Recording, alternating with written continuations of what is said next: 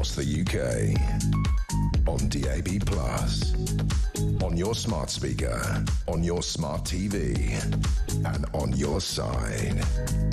This is Talk.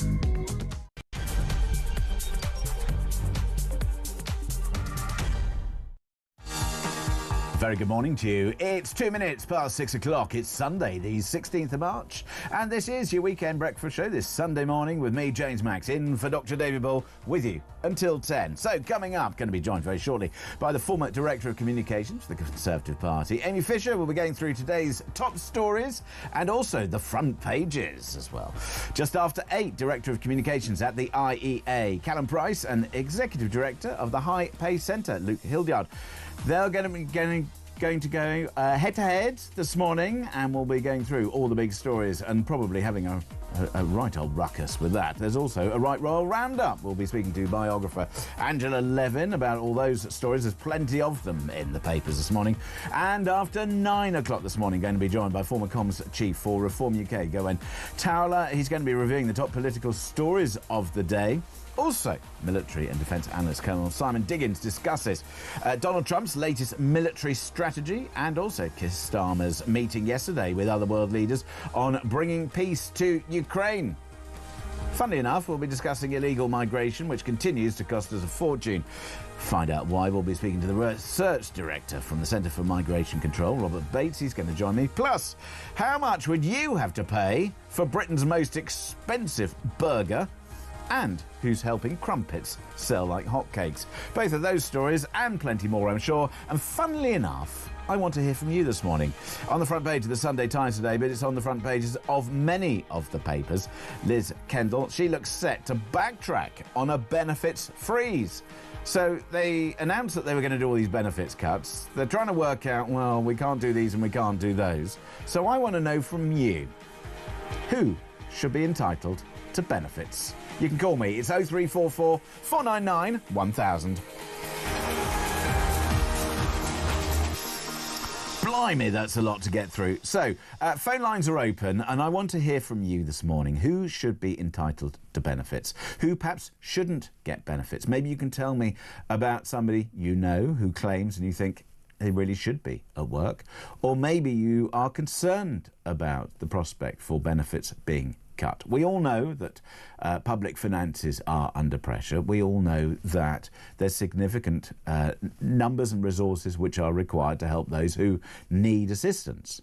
And it doesn't mean that there aren't people out there who desperately need help and desperately need to have some kind of support. The question is, who should get it? Who should be entitled to benefits? That's the question. Give me a call. It's 0344 499 1000. You can send me a text if you like, 87222. Start your text with the word talk. You can, of course, get us on X at talkTV. And if you want to send me a WhatsApp, because you can't be bothered to pick up the phone or whatever it is, 0344 499 1000. That's the telephone number.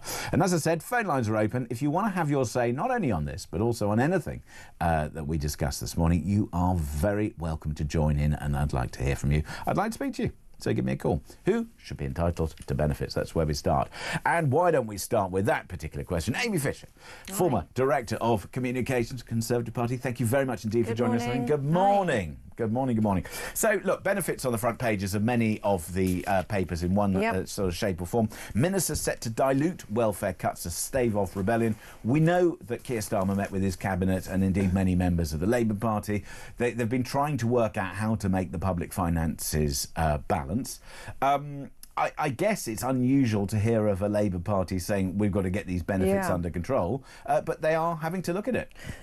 So that's exactly it. So I think the stories which are around today, most predominantly on the front page of the Sunday Times, with the headline saying Kendall set to backtrack on benefits freeze.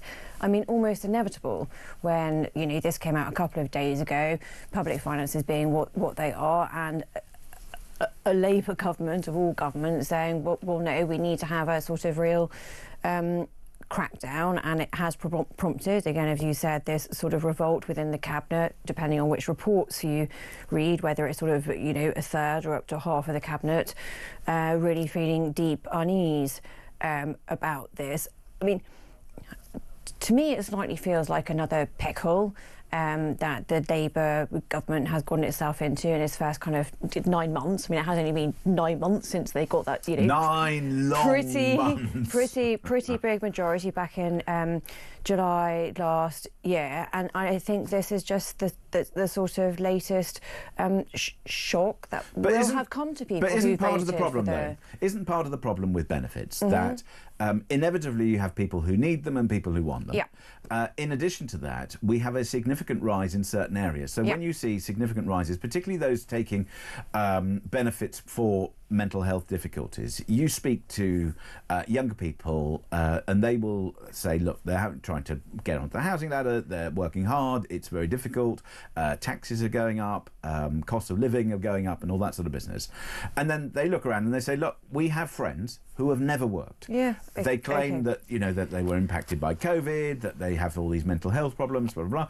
I mean, in the olden days, that wasn't a thing. Now, I'm not saying that there aren't mental health difficulties and complications out there. Of course there are. But having said that, to see such an exponential growth in benefits and spending means that something's gone wrong. And frankly, it was under the last government's watch that this started. So how on earth do we get this right? How on earth do we make sure that those who need benefits get them and those who want them but could be put back to work are sent back to work? Well, I think this is exactly the thing. I don't think any government of any hue, whether you're talking about the last Conservative one or the coalition as it was before now, or obviously the Labour government as it currently is, I don't think anybody anywhere disagrees that where there are people who have a genuine need and cannot work, of course they should be supported. And the corollary to that is where people can work, they should. Not just for the benefits of the economy, but actually for the benefits for the individual themselves and the related mental health issues. And as you've just said, the downstream impact of COVID, we're still not really understanding. So by any sort of reasonable estimates, about 750,000 people, maybe up to 1 million, just sort of disappeared. I'm not talking about young people coming into the workplace. There's all sorts of people of working age sort of just disappeared from the workplace. And we don't particularly really understand why, and as I say, the downstream mental health or perhaps other related COVID incidents. So I mean, do we have to go back to the Thatcher sort of mentality, if you like, that you had a certain number of weeks that you could claim benefits, and then boom, you've got to check in, you've got to be looking for a job, you can't turn things down if you don't fancy it, you've just got to do it. I'm not necessarily sure a comparison to the Thatcher times, because obviously it was a sort of whole different era, being 40 odd years ago for a number of reasons. I mean, I think what Labour is setting out, as I understand it, most reasonable people sort of understand with, which is if you can work, you should, not just for the benefits of the economy, but for yourself as an individual. I think so you use the word should, which I think is a bit lame, really. I mean, you should say if you can work, you must. Should, must, we could go around the sort of linguistic semantics, but I think we're sort of agreeing. Like, yes, if there's a job that you are able and qualified to do, then yes, you should take that. I think the problem that Labour have run into is all of these costs that they've had to face since the beginning of the year, not least the bigger commitment to greater defence spending for all of the continued commitment to Ukraine. I think the fact this has landed boom so cold from a Labour government is what has made people, some people take that sort of step back and go, hang on a second, what's Labour doing? Saying, big crackdown, PPI benefits to go and all the rest of it. So I think where the Sunday papers have ended up and the headlines that the Labour government is looking at today, the issue is not so much of the principle or the policy around, the welfare, and yes, absolutely supporting those who need it most, but you should or must work where you can. I think theirs has been a challenge around the communication of it, not least because we're running into what will be the Chancellor's sort of spring spending statement. Well, there's always a challenge over communication. Question is to you, if you are listening and watching right now, do get involved in the conversation, because I want to know who should be entitled to benefits. How would you cut that benefits bill? Who do you think maybe shouldn't be entitled to them? Do give me a call. It's 0344 499 1000. Be very happy to hear your calls. Let's just pick up on these front pages. So, Sunday Telegraph, streeting, war on NHS waste is just beginning, and you might like to know that with Peter Cardwell later on, Wes Street treating the health minister. We'll be joining him to discuss that particular story, I'm sure. I mean, look, there is a massive discussion about waste or otherwise. I mean, what I don't understand is that a government is going to come to its people for tax, but they've made some extraordinary choices and decisions. So, for example, we're seeing in the papers today that Rachel Reeves has hired 4 of the top QCs in the country to defend her VAT on school fees, which in my view was an ideological decision. I don't think it will help the educational system. I think it's something that they just fancy doing. And also, they by the like way, the amount of money they'll get off of that is kind of small fry if you're talking about the other spending decisions they're looking at, right? That's the sort of drop in the ocean. And the extra cost that will have to be applied in order to provide those extra school places for their children who need to go to school somewhere, right? That's the thing. And particularly if those school places are for special educational needs, which is what that legal case is about. But front page, as I said, Sunday Telegraph, also a picture of the Prince and Princess of Wales. They had that sort of quasi-awkward, or what the media would like to say is awkward, situation because Catherine was supporting Wales and William was supporting England in the rugby. Oh, well, look, I mean, there are probably many households around the country, and it probably happens every week, whether it's sort of football or whoever.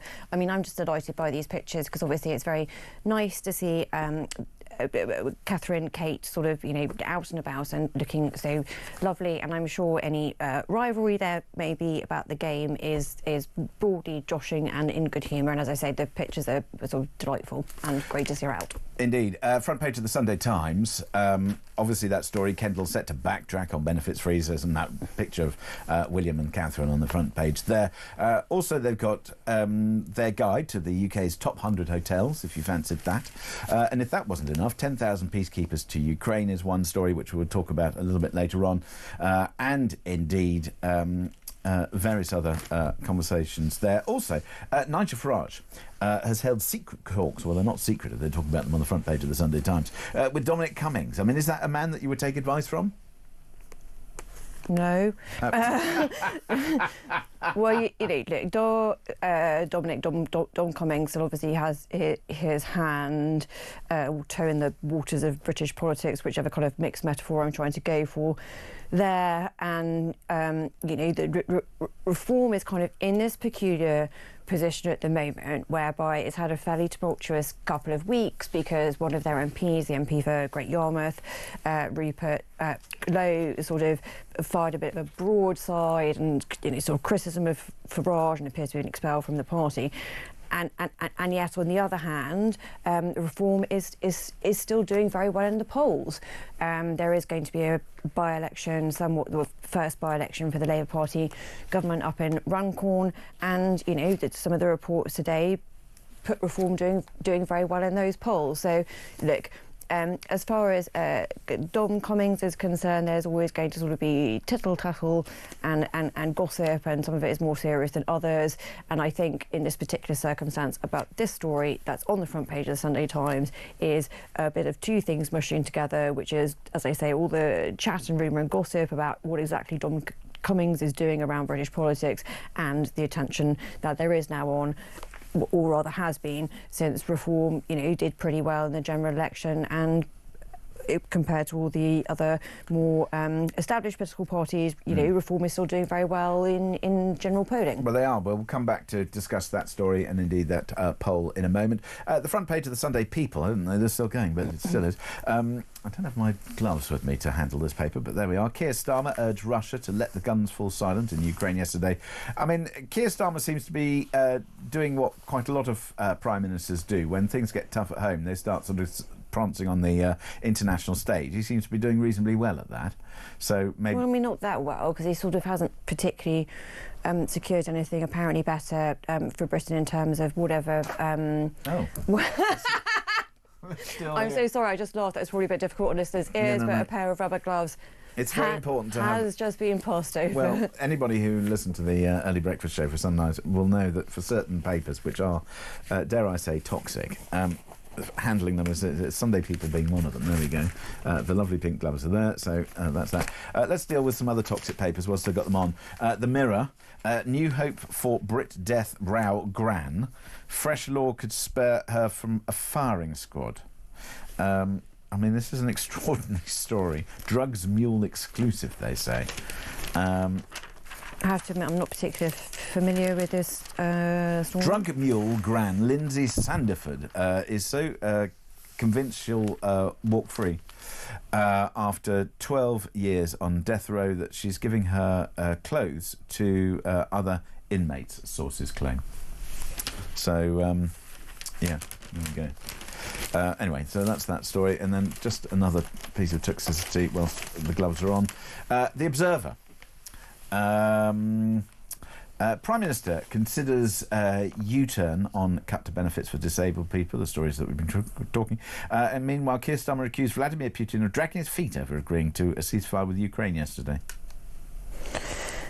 Well, I don't think anybody particularly necessarily understands quite all of the machinations over where this hoped-for ceasefire is coming to. I mean, Donald Trump was threatening the worst hell on earth, since the Second World War a couple of days earlier this week. So it's very difficult to define what's going on. But I think as the world watchers, we're hoping for an outcome and possibly an outcome that doesn't literally allow Putin to have exactly what he wanted all along. Well, we indeed.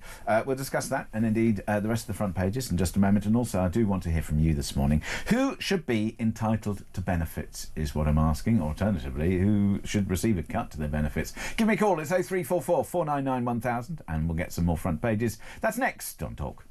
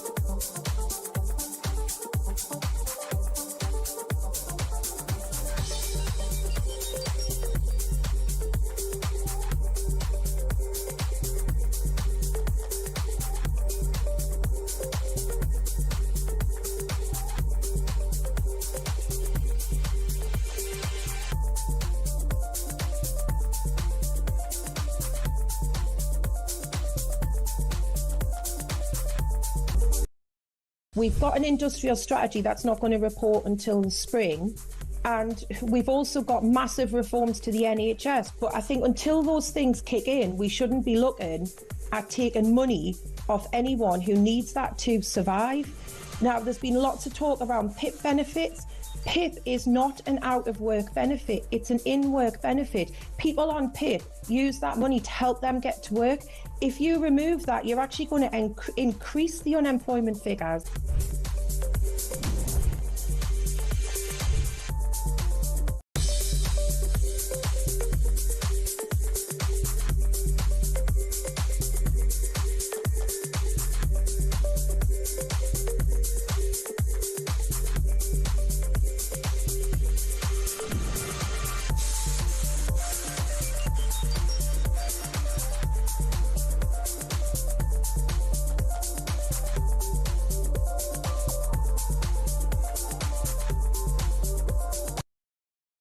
Across the UK, on DAB+, on your smart speaker, on your smart TV, and on your side.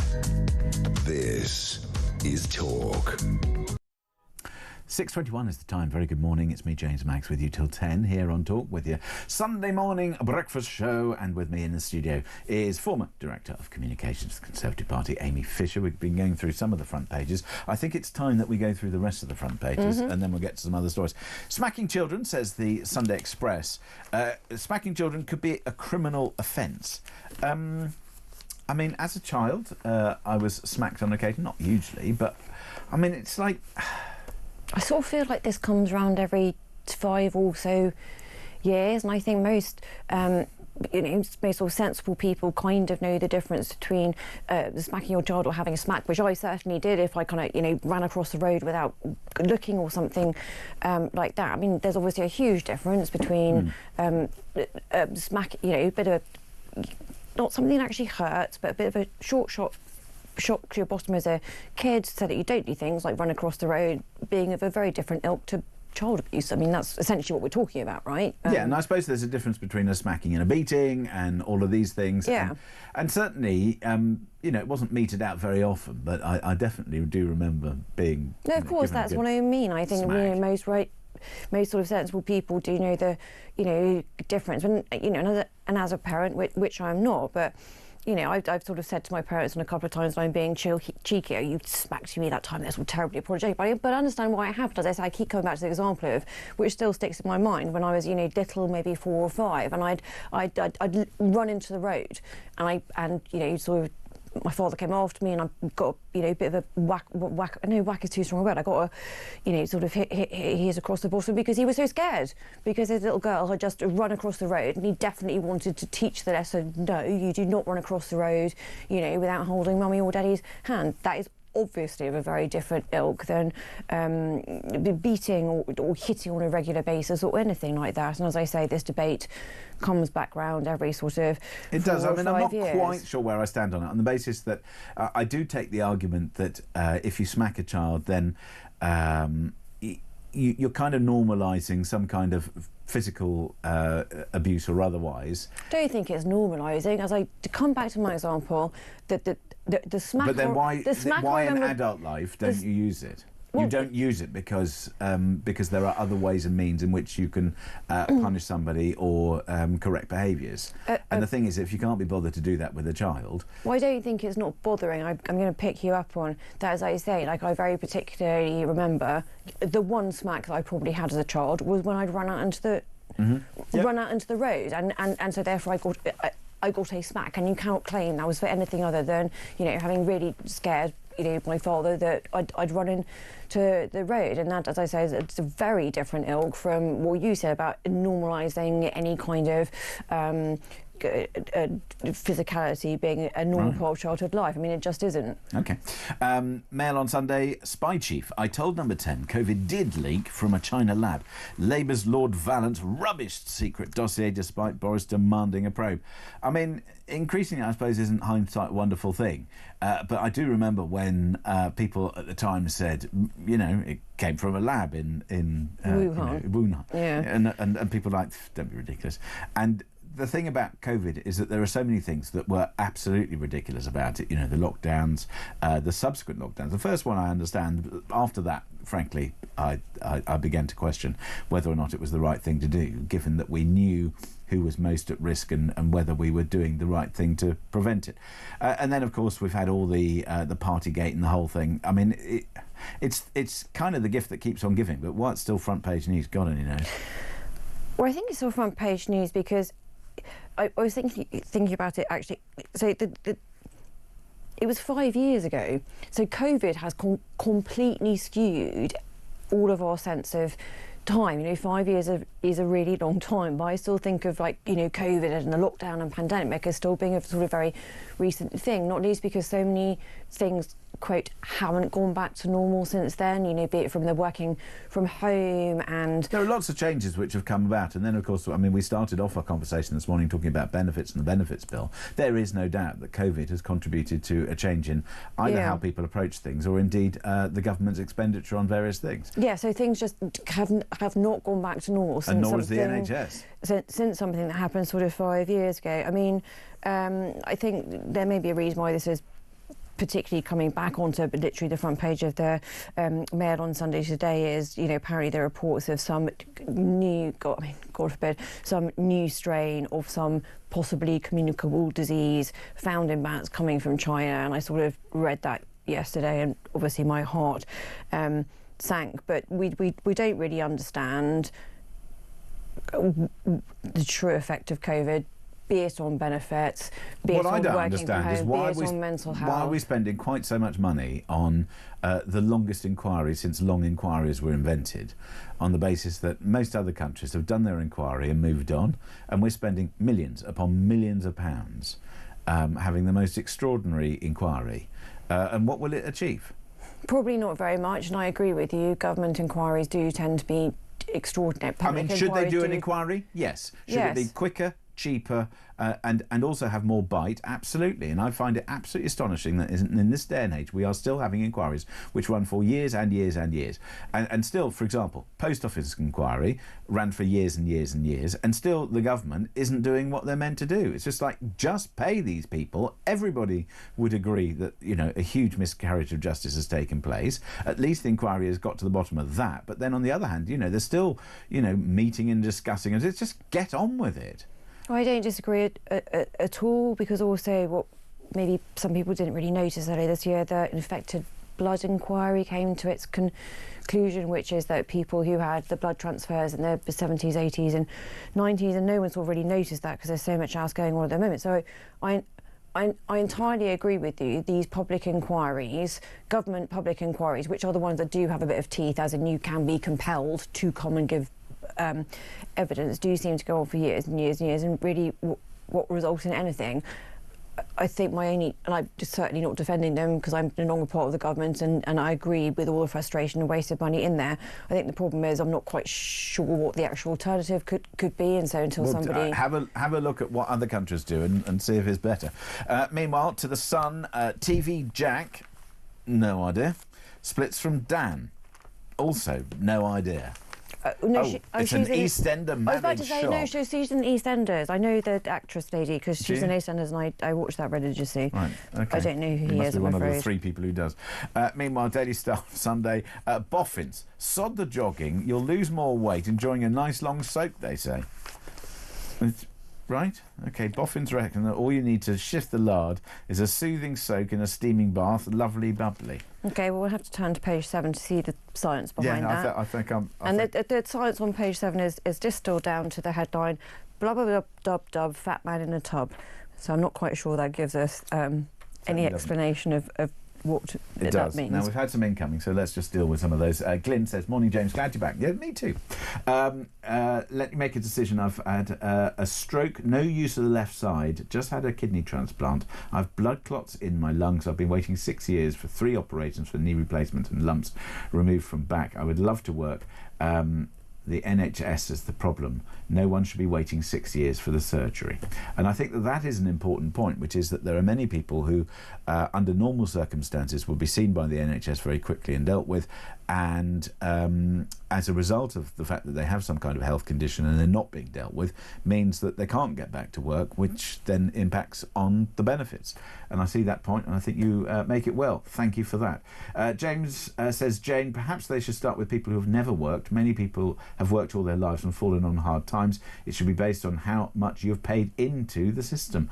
Meanwhile, Mike says, James, how about benefits claimants are assessed on how they can afford to vape, watch Netflix and be on the top of the range mobiles every day whilst being unable to work? If these items were adjusted to what they get each week, you'd soon see an outcry. From Herne Bay Mike. I mean, there is a point, I suppose, on people do look at others, and if somebody who is on benefits or otherwise does have, and it used to be the flat screen TV debate. Yeah, Sky satellite dish, yeah. Satellite dish and all that sort of thing, and mobile phones and all that sort of stuff. But then, one doesn't know the details as to where people get things.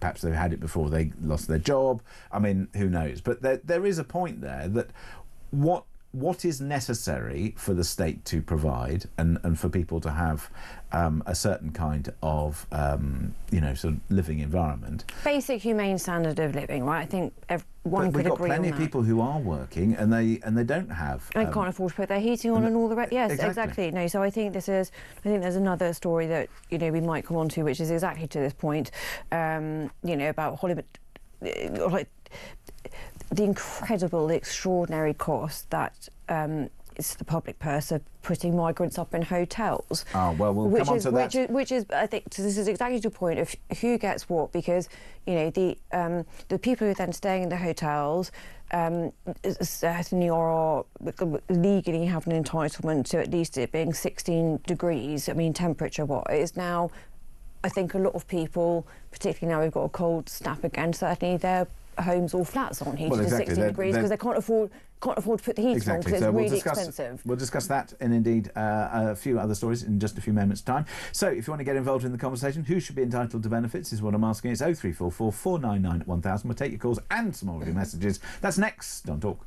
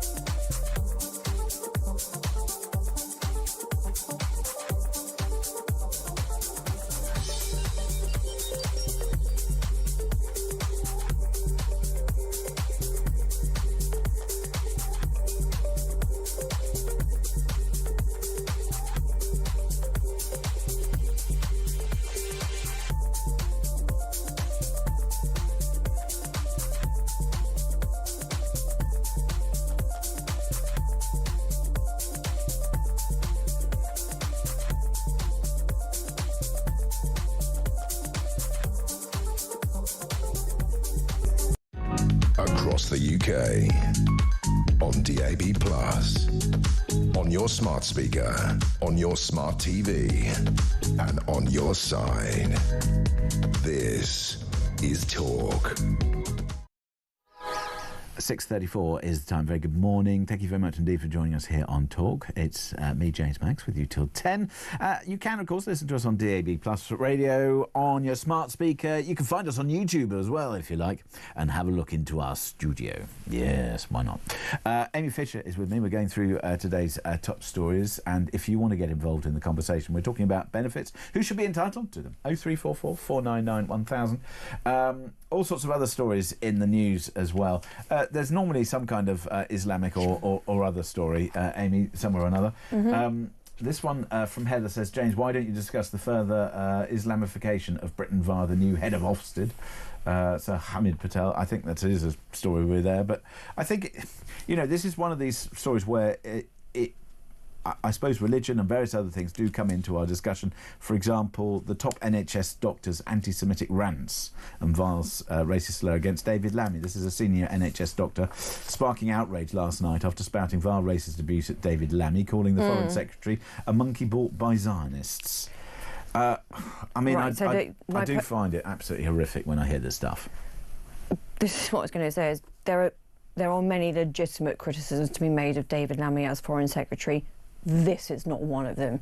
this is just racist grot, right? This is, if you want to criticise somebody, criticise them on their basis of their sort of suitability for the job. You know, that's where I might have an issue with David Lammy.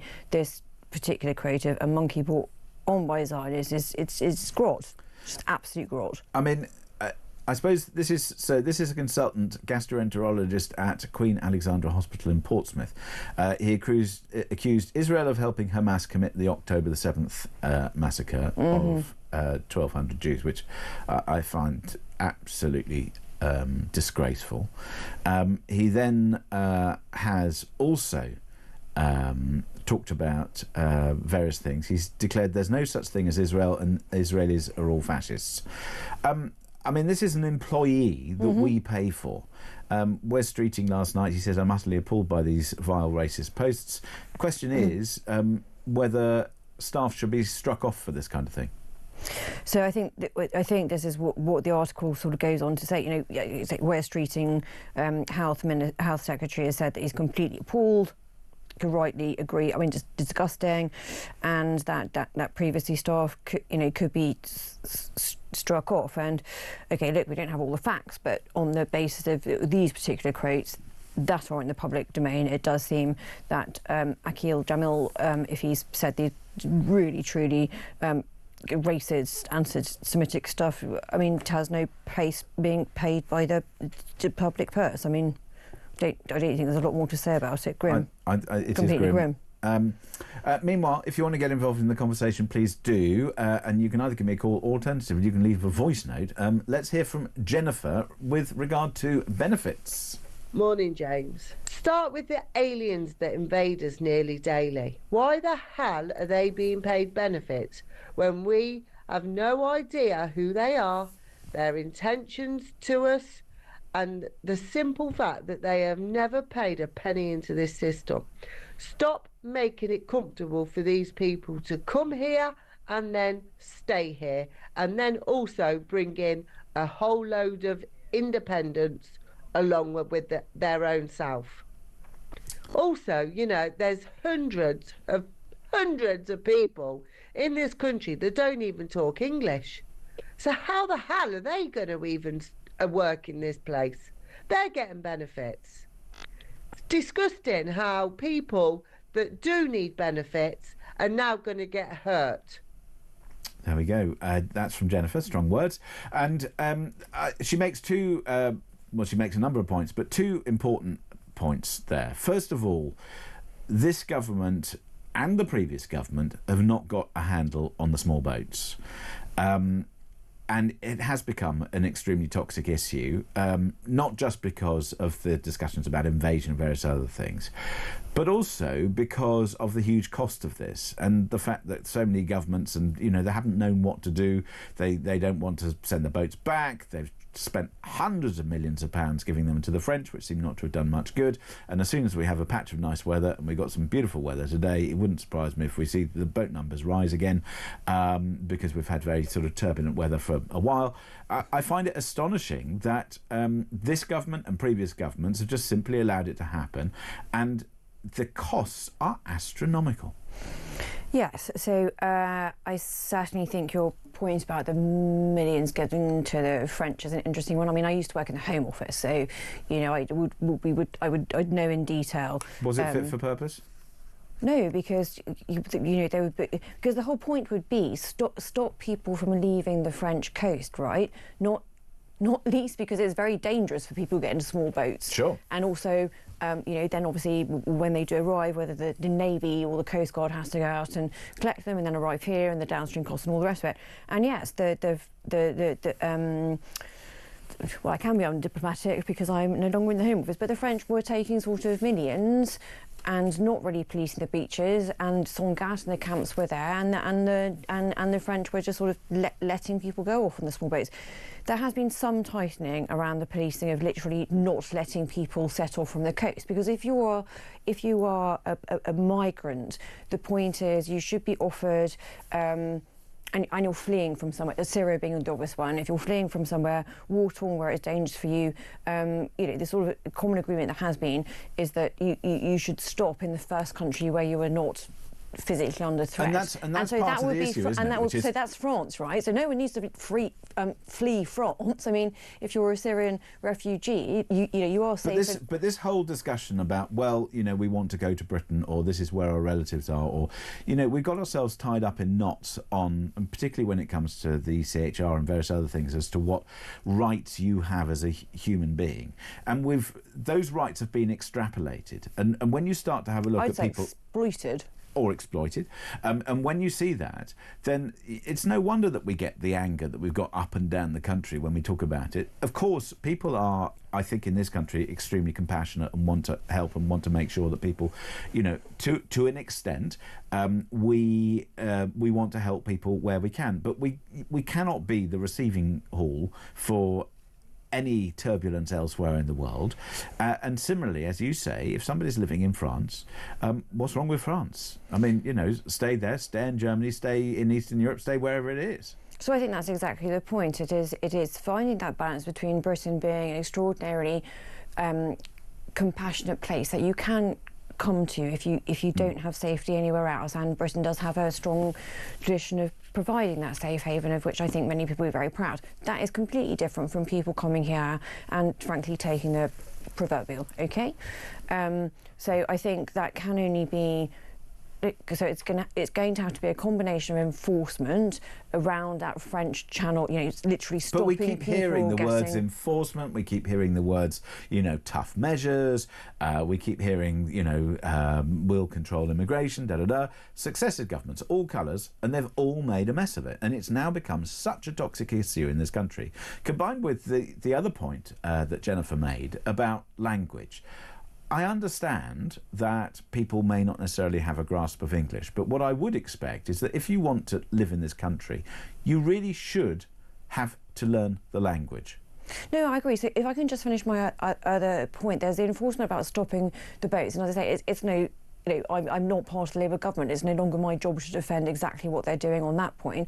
But what I would say is, if you can't stop the small boats coming here, there is then the point of if people have come here illegally, how you then sort of take them out of the country Deport again. them. And that was the previous Conservative government's Rwanda plan, which this Labour government did scrap. Yeah, but the Rwanda plan was flawed from the start.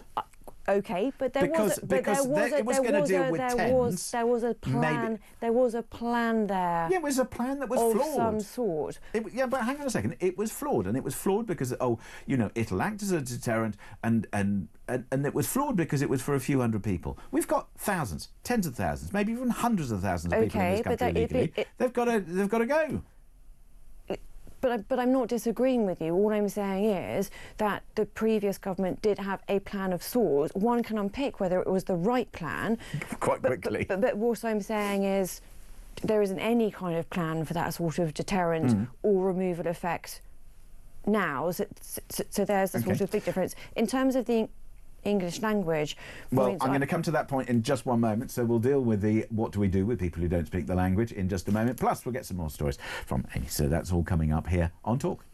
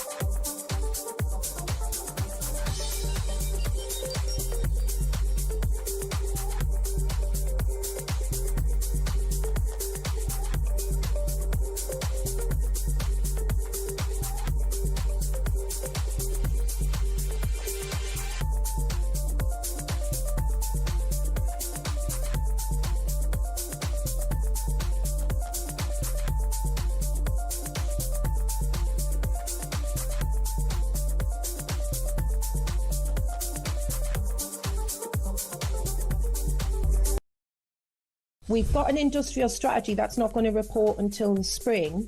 And we've also got massive reforms to the NHS. But I think until those things kick in, we shouldn't be looking at taking money off anyone who needs that to survive.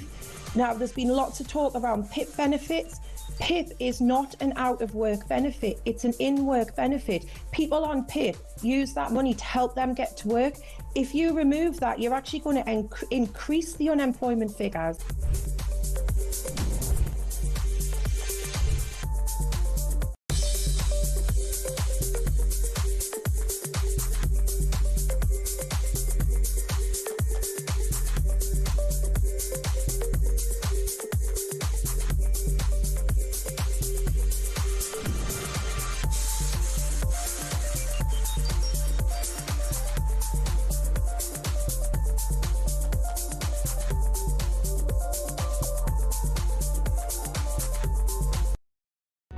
Across the UK, on DAB+, on your smart speaker, on your smart TV, and on your side.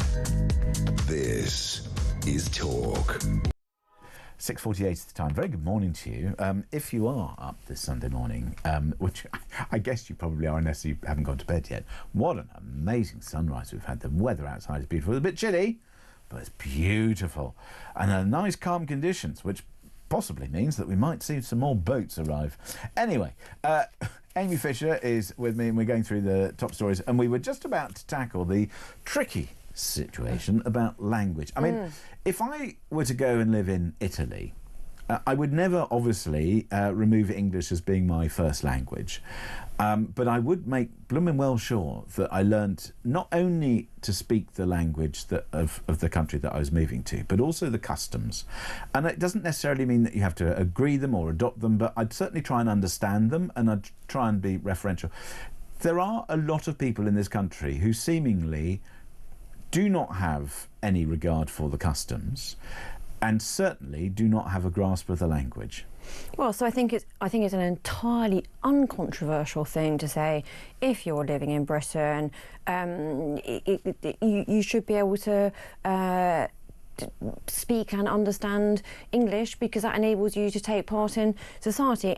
Do we offer too many services where, I mean, you can have your council services translated into almost whichever language? And in this day and age where you've got Google and you've got Google Translate, we should stop all of that and just say, you know what, English is the language, Google is out there. I mean, if, for example, you know, in the past I've done things in France and French deals and blah, blah, blah. Well, yeah. You know, it's just like tough. It's just like, if you don't speak French, I mean, we speak a bit of English, but, you know, that's it. Yes, so Sajid Javid, when he was Home Secretary under the last Conservative government, very bluntly said, no, look, people who come to live here need to have a baseline level of English, not just because, as you say, so you can understand the norms of the society you live in, but also so that you can take part in it. And actually, Yvette Cooper, the current Home Secretary, has said pretty similar things, and there have been any number of reports, the last one done by Louise Casey, which just says exactly this. You know, if you come and live in this country, the baseline thing you need to have is a certain understanding of English, because otherwise it does lead to this terrible sort of secularisation of some communities that we see, you know, particularly bits of Manchester, bits of Birmingham, bits of London, which are secularised and isolated within themselves, because you cannot be part of a society if you literally can't understand through a language barrier what is going on around you, let alone whether you're able to access services, you know, be the NHS, whether you can actually sort of get a job or any of these other things. So I think it's not very controversial to say, if you're living in Britain, you need to have some grasp of the English language. I think we need to perhaps be stronger and firmer on that, would be my sense, in the sense that I just don't think we're doing it. And I think one of the other things that we've allowed is, I think people will sometimes listen to my comments on either language or deployment and say, well, you're just being snobby, or because I'm not talking about accents. I think accents are part of the rich tapestry of the nation, but the way people speak and the inability to articulate themselves, I don't care where you come from, which bit of the country, which I don't know, dialect, if you like, you use, deployment of words and language should be improved in terms of how it's taught, but also the importance of it. I mean, if you listen to certainly younger people speak, I mean, some of the nonsense that comes out of their mouths. I mean, maybe I quite like it because there are new words that get kind of. I'm happy with new words. Oh, this whole thing about somebody. I'm going to say, which is goddaughter, so some sort of 30 years younger than me. I was desperately delighted to be described as Riz. Riz. Oh yes, there's a lot of Riz, and there's a lot of slaying going on. Oh no, slang's been around for a while. No, but Riz is apparently quite a cool thing to be because it's shortened for charisma. So I was delighted when my goddaughter called me that. No, sure, I'm all happy, and I do understand that language moderates and it changes, and it always has done. And I seem to remember when I was growing up, there was much derision from the older generation about how my generation spoke. And every generation thinks the one after it speaks horribly. Of course, it's normally not the next generation; it's the next but one. So I'm now firmly into my 50s, and therefore people in their teens and early 20s are the next almost but one. Some of the nonsense, really. I mean, I just find it tragic. I know. I actually have to agree. The one that really bothers me is when you sort of leave out the preposition. So when people say, "I'm going to go shops," I'm going to go shops. I'm going to go cinema, or go. Yes, and it's just like, well, no, you need to. You're missing some crew. Yeah, going to go cinema. Oh no, that I have to admit that one does really. There are quite a lot of things me. that give me, to coin a phrase, give me the ick. Oh, the ick. I mean, seriously. 0344 499 1000 is the telephone number. Do give me a call and have your say on who should be entitled to benefits. Just picking up on some more of your messages. Zoe says, morning, James. The reason for the benefit cuts is so that we can claw money back to pay for all the illegal migrants. So again, Labour attacks the most vulnerable. Where are these people going to go and work? There won't be any jobs due to national insurance hikes, says Zoe in Lancashire. She's got a point, and about these national insurance hikes. I genuinely think that Rachel Reeves seems to have a huge gap in her economic knowledge. When it comes to grow the economy, which was a Liz Truss line, Liz Truss, right line, wrong delivery, in my view. The taxes that they chose to want to cut provided a real opportunity for those investing in the country to take flight, and that's kind of what did her in, combined with what the Bank of England were doing. And I think people sometimes think that the Bank of England is not a political body. It's a political... I mean, look, Mark Carney, not a political being. He's ended up being Prime Minister without election in Canada. I mean, great, and possibly good for, British and Canadian relations. But it shows you this organisation is populated by political individuals, and it is a hugely political organisation. And do not think for 1 second that when the Bank of England is either slowing down or increasing or doing whatever they're doing with interest rates, they're not playing politics. Of course they are. Okay, so there's that. So the other thing I could genuinely never understand that Labour was saying before they got elected was, they were sort of promising to follow various fiscal rules, which is never borrow to spend, which is a pretty sound one. I think most people do get the fact you should spend what you've got in your pocket and not more. It's pretty basic. And pre-election, when they were talking about fixing things, be it the NHS, be it education, whatever it was, the two things that Labour would always turn to was there's the VAT on private school fees, which we touched upon earlier, and also taxing non-doms, right? But I could never understand how those two things, which were going to be their money-raising bit, was possibly going to pay. Well, of course, but the whole non-dom thing was being promised. But the whole non-dom thing was started by the Tory party, which kind of made it acceptable or otherwise, and it's ended up in basically people taking away their money, and so you get a bigger percentage of nothing, and it strikes me as bonkers politics. Anyway, we'll come back to that in a second. Meanwhile, I've been asking the question: who should be entitled to benefits? 0344 499 1000. That's the number. Robin is in London. Robin, good morning. Hi, James. Nice to talk to you again. I'm not actually in London anymore. I'm in Suffolk now. Oh, you're in Suffolk. Which bit of Suffolk are you in, Robin? Just outside of Clare. Oh, the antique shops in Clare. Lovely. Yes, I don't frequent them, but I go. You can pick up a whole load of toot in those. Oh, and I know wonderful. Frinton very well as well. So are you inside the gates or are you an outsider?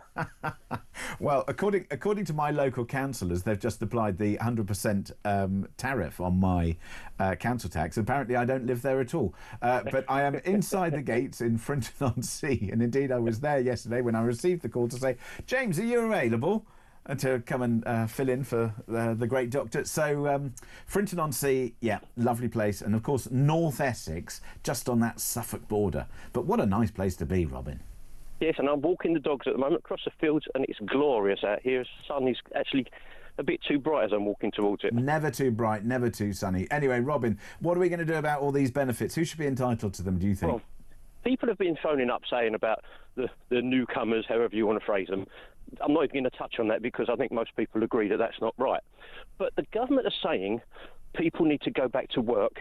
We're going to cut benefits. We're going to do this. Makes sense. But you've got to have jobs for them to go to. So their increase in PA, national insurance for businesses has already shown that they're saying, we can't afford this.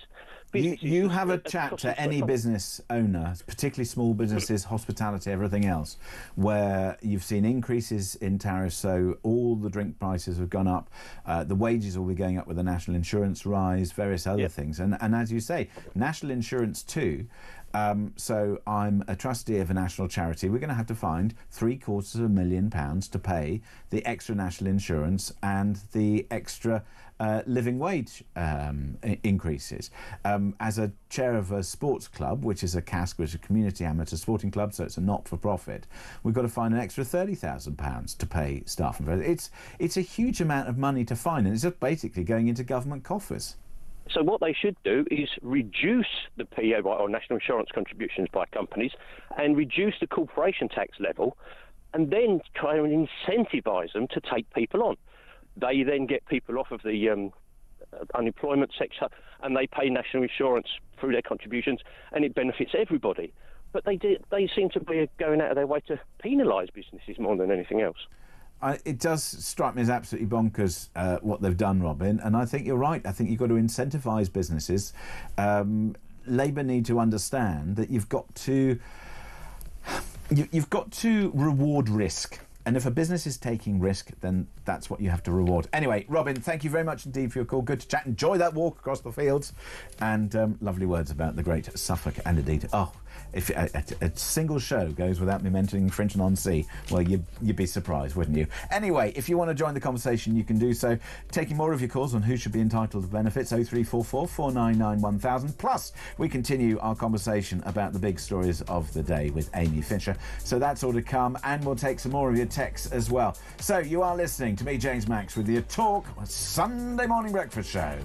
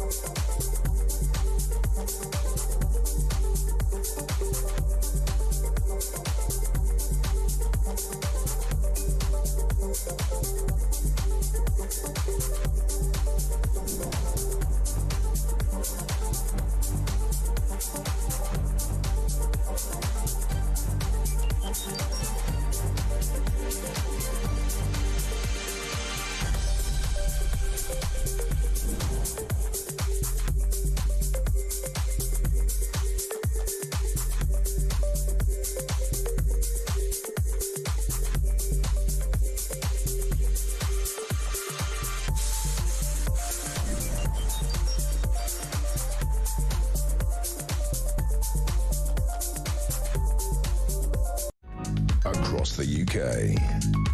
On DAB+, on your smart speaker, on your smart TV, and on your side. This is Talk.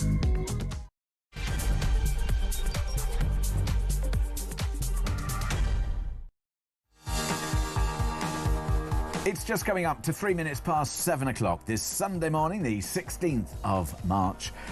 It's Weekend Breakfast with me, James Max, in for Dr. David Bull, with you until 10 o'clock here on Talk. So, still joined by the former Director of Communications for the Conservative Party, that's Amy Fisher. We're going through today's papers, picking out the stories for you, and having a little bit of a chin wag about those. Plus, we're taking your calls on benefits. Who's entitled to them, do you think? Or, alternatively, where do you think we should cut them? 0344 499 1000 is the telephone number on that.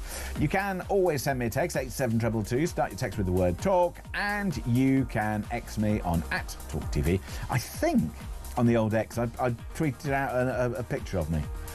I don't know, just not vain at all, but anyway, if you want to get involved in that conversation, you can do so. And if you want to call me, 0344 499 1000. Plus, we still turn our attention to the Director of Communications at the IEA after 8 o'clock, Callum Price, and also the Exec Director of the High Pay Centre, Luke Hildyard. They're going to be going head to head. There's also a right roll roundup from the biographer Angela Levin. We'll be talking to her about the big royal stories, and there's some absolute belters this morning. That'll be in between 8 and 9, and after 9, going to be joined by the former comms chief for Reform UK. Gawain Towler will be reviewing the top political stories of the day. And also speaking to a military and defence analyst about Keir Starmer's meeting yesterday, about trying to get that coalition of the willing, and indeed talking about migration as well. So all of that, plus we'll find out how much you might have to pay if you want Britain's most expensive burger, and who's helping crumpets to sell like hotcakes. And as I said, I want to hear from you. Who do you think should be entitled to benefits, as the government already looks to be U-turning on some of those cuts that they proposed? 0344 499 1000. So, as I said, Amy Fisher is with me. So we've got many stories still to deal with, Sure. Amy. So let's just turn to this one. New polling breakthrough for Reform UK ahead of elections. So this is showing more than a third of the electorate is ready to consider voting for Nigel Farage's party. Tories are braced for a tough night in May. So this poll says people are more willing to consider backing reform, 36%, Labour 31%, Conservatives 30%, and the Liberal Democrats 29%, and even the Green Party are on 26%. Which I can't remember a time at which the nation seems to be just so split. No, indeed, and what I always find interesting about polling results for Reform, which have been doing super well, particularly this year, but obviously since the general election last year, is people often sort of talk about Reform and then in the next press are still comparing them to Conservatives.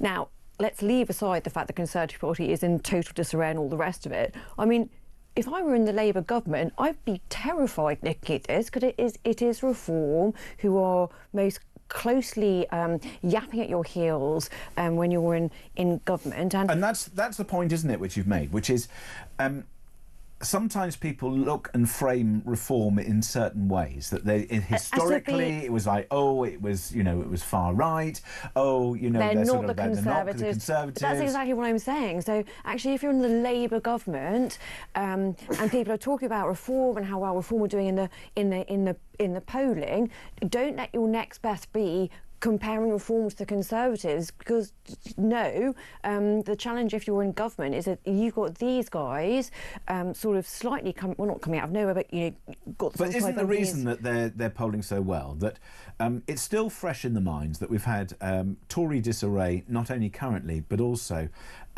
we had 14 years of Tory governments, and they didn't really do what people wanted them to do. They didn't fix the economy in the way that they would like. They kept putting up tax rather than putting it down. Well, actually, at the last election, we were doing best. We were second best out of the G7, but okay.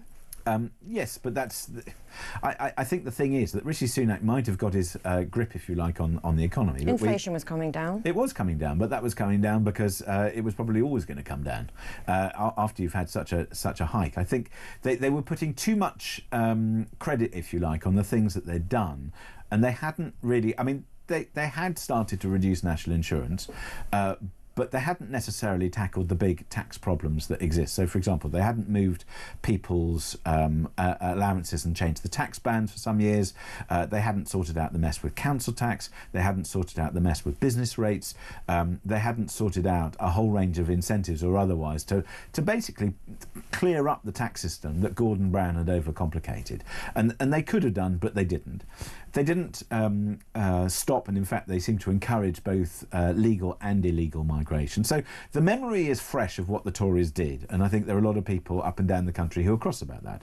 And Labour came in with a big majority, but not necessarily big support. It's just like, let's have some other people. It was quite a wide majority, but not necessarily very deep, if that makes sense. Yes. They obviously got a lot of seats, the whopping majority, but actually I think that support could be quite soft, which is why these mayor elections here that could be quite interesting. And I think as the first test for them. People have worked out how to deal with the first past the post electoral system, which is stop looking at national polls. You need to look at your local poll, and there are certain places where it's just no point voting for a particular party. You need to find out, if you want to get rid of the sitting MP, you need to find out, well, who's the second best option, and you've got to vote for them. And this whole tribal voting system that we've had in the past, that, well, you know, I voted Tory or I voted Labour and we've always done this and we've always done that. No, look at where you live. Look at who you want and who's the least bad option. And I think British people are finally beginning to get savvy, and we're now living in a political age where people they won't always be a lifelong particular voter. They will vote with who they want to. And if they want to unseat somebody, they will do it. Well, I mean, I completely agree. That's literally what happened at the last election, where people who've been, you know, sort of lifelong Conservatives, you know, a lot of seats that have been, quote, historically blue when red. How damaging is the row in Reform, do you think, for the support? Because it's kind of it's a blot on the copybook, isn't it? It's a blot on the copybook. It sort of doesn't seem, because the round Reform has been rumbling for 10 days, couple of weeks now, right? About you know, Rupert Lowe, Reform MP for Great Yarmouth, and this falling out that he seems to have had with Nigel Farage, the leader of Reform. On the basis of the stories around today, it doesn't seem to have had a particular impact on how Reform is polling. I mean, quite literally, one of the headlines is new polling breakthrough for Reform ahead of elections, the local elections in May. I mean, as Julia Hartley-Brewer said, Nigel Farage is the man who needs to lead Reform, and as long as he's there, then, you know, there will be these scuffles, there will be things which happen. She said in her piece in The Sun, he needs to stay there if they want to be elected. Sure, and it's the mistake that the Conservatives made. But what I would say about Reform was this was always going to be, I'm not going to say problem, I'm going to say challenge, is they have had this breakthrough since July last year. People obviously are very attracted to them, hence, you know, all the latest polling results. But, you know, as ever, it's somewhat easier to be the sort of slightly new kid around the block who's different from the other parties. You attract people, it is, and then how you translate that into, you know, actual sort of practical reality. They've got to put some policies behind it, and they've got to get some decent people amongst and that them. was always going to be the challenge. And as I say, I use the word challenge, not problem. That was always going to be there for them. That is the challenge. Meanwhile, my challenge is to talk about who should be entitled to benefits and get some answers from you. 0344 499 1000. That's the telephone number. Mary is in Portsmouth. Mary, good morning. Good morning. Oh, good morning, Mary. It sounds like you're hiding under a pillow or something. No. Can you hear me okay? Oh, that's better. Right. Benefits. Tell me, how or who should be entitled to them? Well, I've been on the benefit system just a few years, but it did actually take quite a few years to be accepted for that. Right. I previously worked and paid 23 years national insurance. So I had you know, done a contribution. I am a childhood sexual abuse survivor who broke her silence in the last 10 years. Mm-hmm. The perpetrator went to prison. And I strongly believe that there should be a separate kind of benefit for people that have been through something like myself. Because I mean, there's no sort of long-term security, and I believe that the this happened to me while I was a child of the system, and that more local authorities should take that responsibility to maybe help compensate those people that have been through that, or like myself. Sure. I mean, part of it. I mean, you know, without going into the details, Mary, I can only imagine the horrific situation that you had to deal with and that you've had to cope with, and you know, having to go through the legal processes to get justice for you and indeed to protect others. That having been said, surely the system, what it needs to do is to help you try and rebuild your life, because if you have a benefit system that says, you know, needs to compensate or otherwise people like you, surely the very best compensation is helping you rebuild a life and put a life together so that you can live post those events. Otherwise you are forever branded by those events. Or is that unfair? To be fair, that's 100% how I feel, that the system actually then makes you, in my case, feel ill or iller because you have all those stresses of that. You know, I haven't been able to sleep at night because of the constant worries and not having that security. So yeah, I think that it needs readdressing, and maybe with so much pressure on the NHS with mental health, because it's affected my mental health and caused complex PTSD. Sure. I mean, what would you say though to a minister who says, I've got to cut the benefits bill? Where should those cuts come? The cuts, I don't know. I don't know. And that's part of the problem, isn't it? Which is, you know, everybody, you know, we can look at things within our own lives, our own prism, the things that we have to deal with. And, for example, if somebody applies more tax to you or takes away a benefit or something, then you will look at it from, you know, how on earth are you going to be able to get through that? And that's, you know, that's a sort of personal challenge. But then, of course, the government has to look at the money that they're getting in compared to the money that's going out, and they've got to try and square the books, and the books are not squared at the moment. We keep hearing about black holes. We keep hearing about people having, I mean, you know, people can only work so hard before they become so disincentivised that they're not going to bother. Yeah, and what I found was, in the last couple of years, that there's a hell of a lot of support for people that are leaving prison and under probation than there is for survivors or people with, you know, mental health effects. And what would you say, I mean, are the claims for mental health, because we've seen a very significant increase in mental health claims over the years, and the last few years in particular, is that because we're becoming more aware that mental health is an issue, or is it because we've got a problem in society and we're just not tackling mental health problems? I don't think we're tackling them in the correct way. What would, I mean, from your perspective, I mean, you know, it's a big subject. We could be on for the next 3 weeks discussing it. But if we could do one thing, or if we could improve them in some shape or form, what would we do?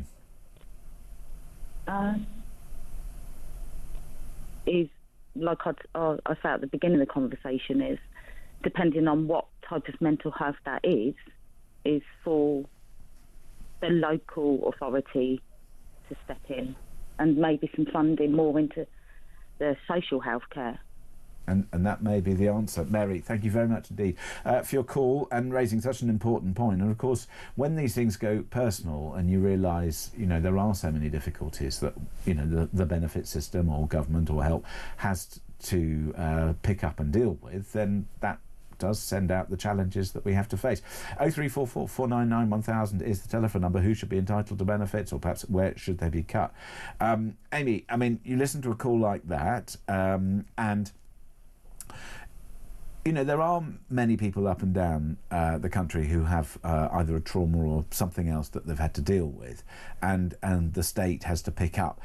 How much of what we're dealing with in terms of our increased benefits is because the mental health provision in this nation or our health service is not pivoted enough to provide the services that people need? Gosh, that's a big question. Look, it's almost impossible to know, because as you yourself have just said, each individual will have something or face particular challenges. Mary, the caller there, obviously had her own particularly, you know, sort of awful things that she's had to face. And then you put that up against a general rule, mental health support provision in this country is shocking. Like it genuinely is shocking, and I would say that particularly for younger people, in terms of suicide rates, particularly for young men, actually have sort of grown exponentially out of all proportion to other developed countries, sort of comparatively. So what's kind of going on there? And there will be some who will say, "Oh, just get a grip. We didn't have this when we were growing up." Well, I'd just like to sort of circle back around to that. So we do actually have a particular issue in this country with young men and mental health and sort of what's going on there. Eating disorders, self-harm, all of these reported rates have gone up, but without any increase in support around them. That is also coupled against the issue that actually we were talking about earlier about people being in work. There have been any number of sort of studies that have come out is that young people do face challenges getting to work and whether there are jobs, but also, there was a study out last week that said some people find that going to work in and of itself is stressful. To anybody who says that to me, you almost want to smile, right? Because it sounds like a nonsense. But genuinely, there was a study out. If somebody says that to me, it's just like, there was a study out last week that said that those in the sort of 18 to 25 bracket, there are about a third in that cohort genuinely find that the idea or the physical reality of sort of getting up and going to an office and sort of sitting there and being expected to do a day's work is in and of itself stressful. Which, yes, I completely agree. That is where I agree. Get a grip. Turn up to work. Get on with it. Yeah, get on with it. Everybody has stressful days or difficult days or whatever it is. But the sheer fact of having a job and going into the office or going into wherever you work, having a job in and of itself cannot be a thing that makes you stressed. Well, I don't know. You haven't worked here for too long. 0344 499 1000 is the telephone number. Amy, some good points there. Thank you for that. We'll take some more stories from you in a moment. Plus, we are going to take some more of your calls on who should be entitled to benefits or perhaps where you think they should be cut. 0344 499 1000 is the telephone number. 87222 if you want to send me a text. Start your text with the word talk. We'll take some more of your messages. That's next on Talk.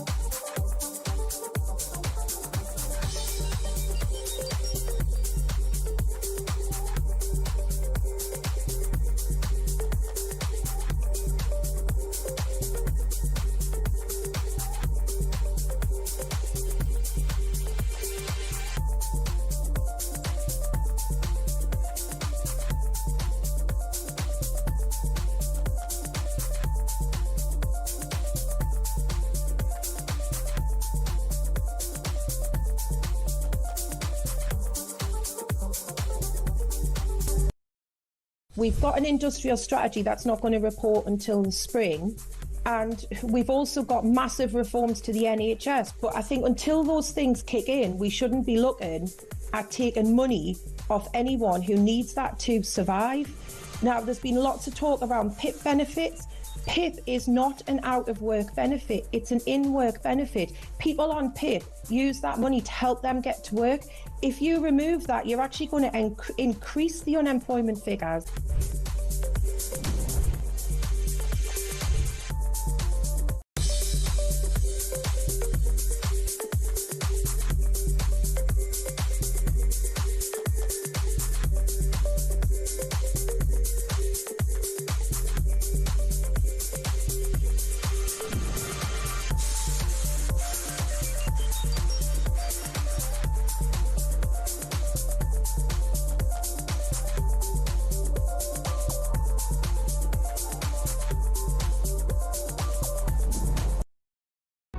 Across the UK, on DAB+, on your smart speaker, on your smart TV, and on your side.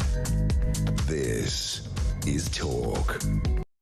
23 minutes past 7 o'clock this Sunday morning. Beautiful, bright, sunny day here in London. And it's me, James Max, with you till 10.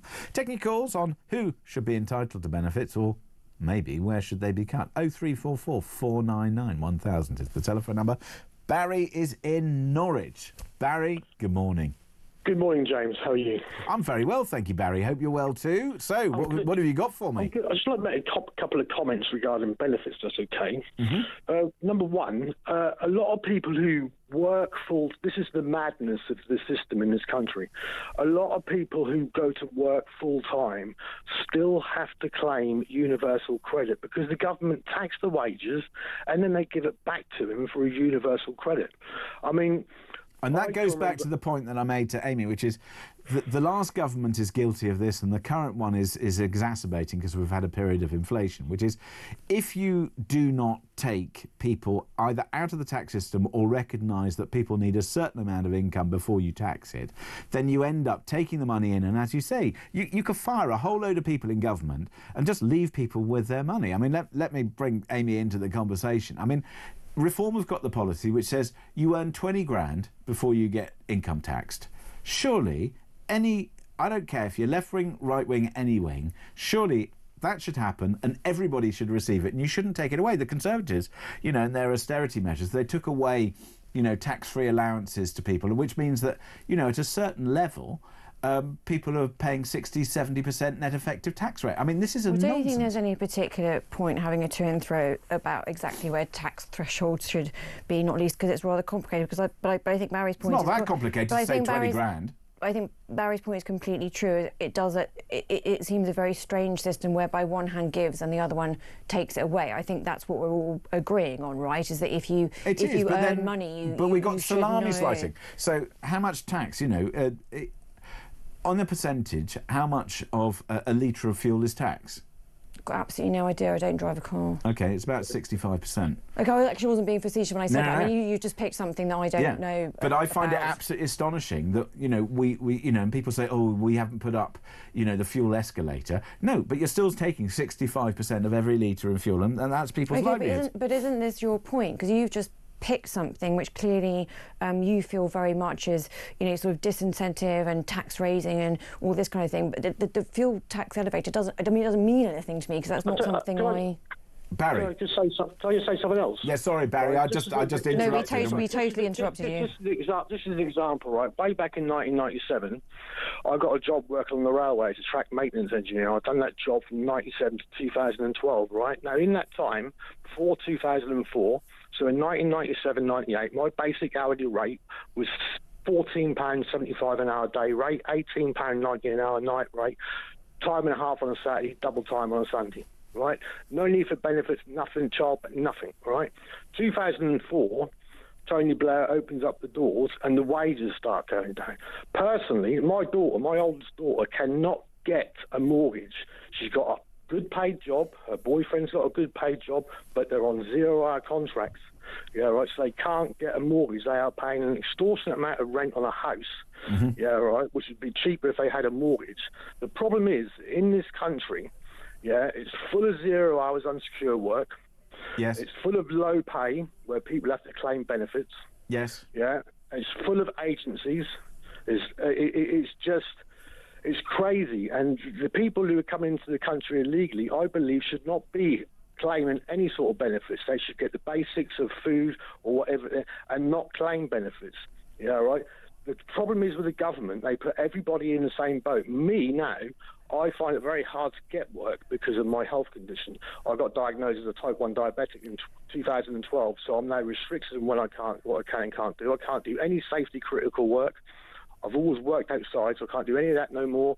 And yet I go for these assessments, and the person doing the assessment is not qualified in diabetic care, just like being taught how to drive by someone who can't drive, and he thinks that I can lift a tin of beans out, get out of bed and wash myself, that there's nothing wrong with me. He told me my condition was not a medical condition. And that's crazy. Well, type 1 diabetes, I would say, is about as medical condition as you can get.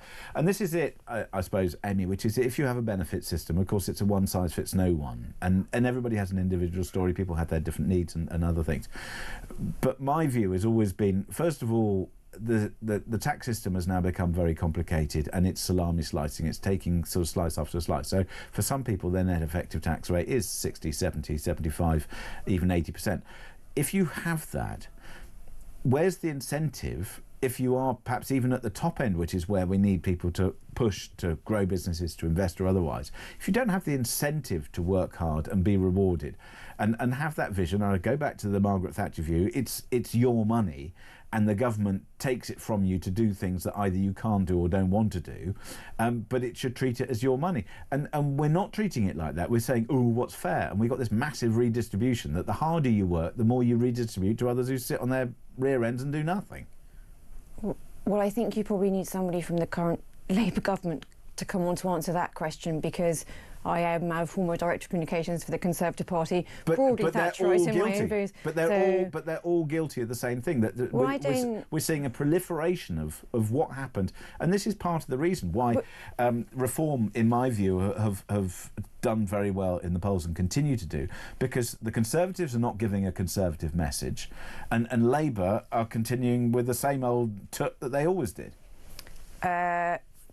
So again, I'm not a spokesperson for the Labour government, and I don't agree with anything they're doing about the economy. All I would say is, from broadly Conservative principles, the more money that you earn, you should keep. The state, a Conservative state, believes in defence of the realm and providing a safety net for people if you fall on hard times. But 14 years, you say that, defence of the realm, and this is why, again, I totally understand your Conservative views and what they are, But the thing is that the reality is the previous administration, whether you agreed with them or not, they didn't invest in our armed services in the way that perhaps they should have done. They didn't invest in the police in the way that they should have done. Well, actually, at the end of the Conservative government back in July last year, there were 20,000 more police officers on the street. They had committed to more community support officers.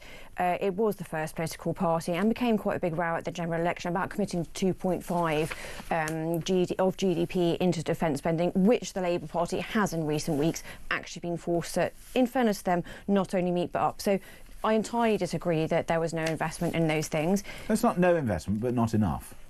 But there's never going to be enough, and that's always going to be a problem for a government of any hue. Of course, there's never going to be. Look, any political party, be it Reform, be it Conservative, be it Labour, I think Green or Lib Dem, I think any political party agrees on the fact that with unlimited funds we would have, the best education system, the best armed forces, the best healthcare. I mean, and we don't.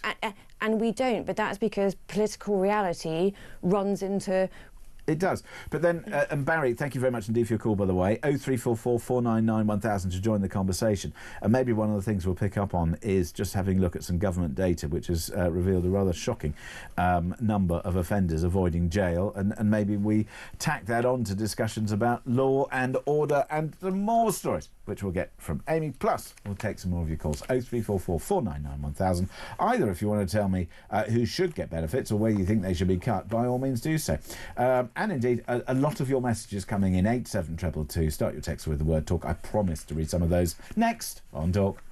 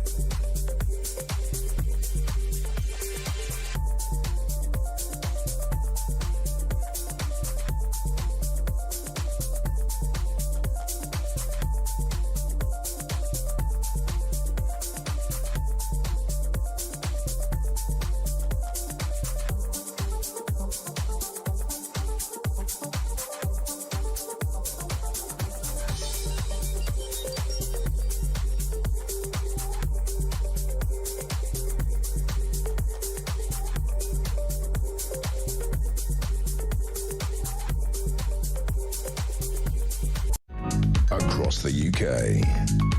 On DAB+, on your smart speaker, on your smart TV, and on your side. This is Talk. 7:34 is the time. I was just discussing with Amy in the studio a little bit of a localised problem that I've been facing over the last 24 hours, which is setting aside that a couple of weeks ago this particular dog ate a fish hook and had to have, and then had to have an operation. He's fine. I have to say the vet did an amazing job. He's all fixed up. He's repaired himself. But on the beach, he must have eaten something, because my goodness me, it has been cataclysmic since that occasion.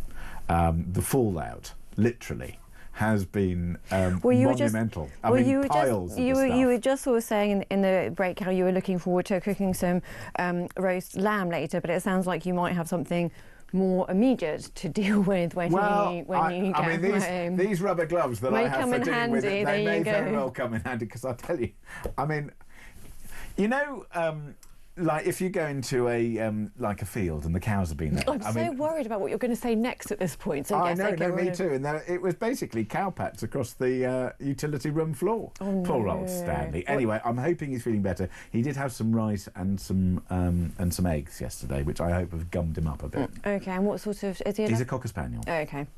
Bam, however, who is also not a cockapoo. He's a Cocker Spaniel. They think that they're absolutely hilarious. Yes, I can hear the laughter from the production office about the sort of joke about the cockapoo. They're still cackling away. Although he is a cockapoo at the moment. Anyway, so Bam, which is also the illustration of, she's also a working Cocker Spaniel. Never allow an 8-year-old to name a dog is the benefit of that. Anyway, Bam arrived to us about 9 months ago, and she's in perfect health, so she's great. Good, okay. Anyway, well, so at least one of them. I hope Stanley feels a bit better later. Well, I hope Stanley feels better as well. But anyway, tis what it is. Anyway, that's what I've got to deal with. Meanwhile, we've got to deal with UK crime madness. 99.5% of criminals don't go to jail as Britain's streets are in chaos. I mean, you were talking about the previous government and the various challenges that lie ahead and all this sort of business. And look, I think we all get it. The thing that really strikes me, though, is the Labour government have inherited a problem that was already prevalent under the previous administration, which is, for whatever reason, when the police said, we can't really go after anybody who nicks anything under 250 quid, what that led to was organised crime gangs knowing what the rules are and exploiting them. So when somebody nicks something, they generally don't nick it once. They might do, but they generally don't. We're talking about people who are multiple offenders. Mm-hmm. So, yeah, they might have nicked something which is under 250 quid and the police don't pursue it. But what we're really talking about is somebody who is shopping to order. They're taking thousands of pounds worth of stuff. Prolific offending. Yeah. Our shops... And particularly, I feel, look, people say, oh, well, they make enough money. You speak to any independent retailer on your high street, they're not making a lot of money. They are finding it very difficult. And we should be doing everything to crack down on this. And I don't care whether it's a penny chew or, something significant. Shoplifting is not acceptable and it has to be dealt with seriously. Where are the police? Put them on the street, make sure that they are there. OK, so...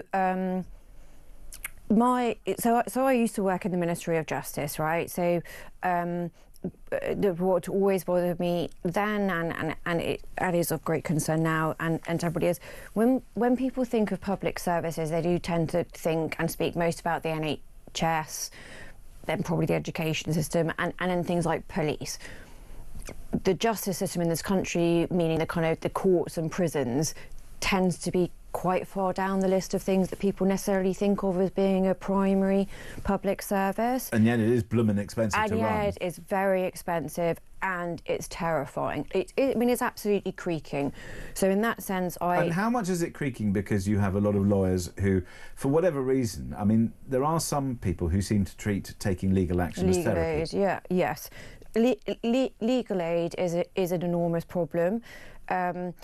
And this is what I mean about, I'm not going to, when I'm sort of making a political point, Labour did inherit a huge problem. They did. The system was creaking under the last government, not enough prisons. Prisons are incredibly expensive to build and take 2 or 3 years to build. So I appreciate it was definitely a problem they inherited. My issue with what's going on now is that the Labour government was not honest about what they were going to do. So yes, I accept they inherited a creaking dramatic problem. What Labour was not honest about what they were going to do, which is, sort of early release and the even lessening of sentences. So that's my issue with this, which is, let's be honest about the problem. The system is creaking.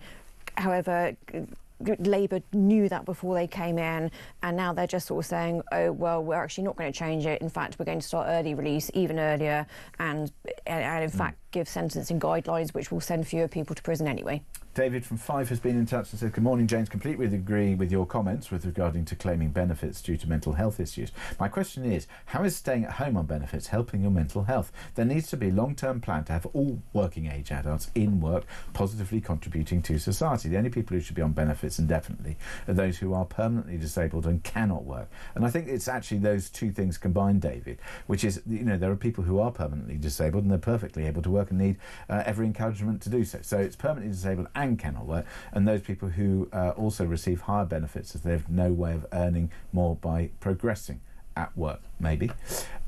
James, nice to see you again, says Brian, and still taking care of your health and safety. Who should get benefits? 425 Labour MPs. Thank you.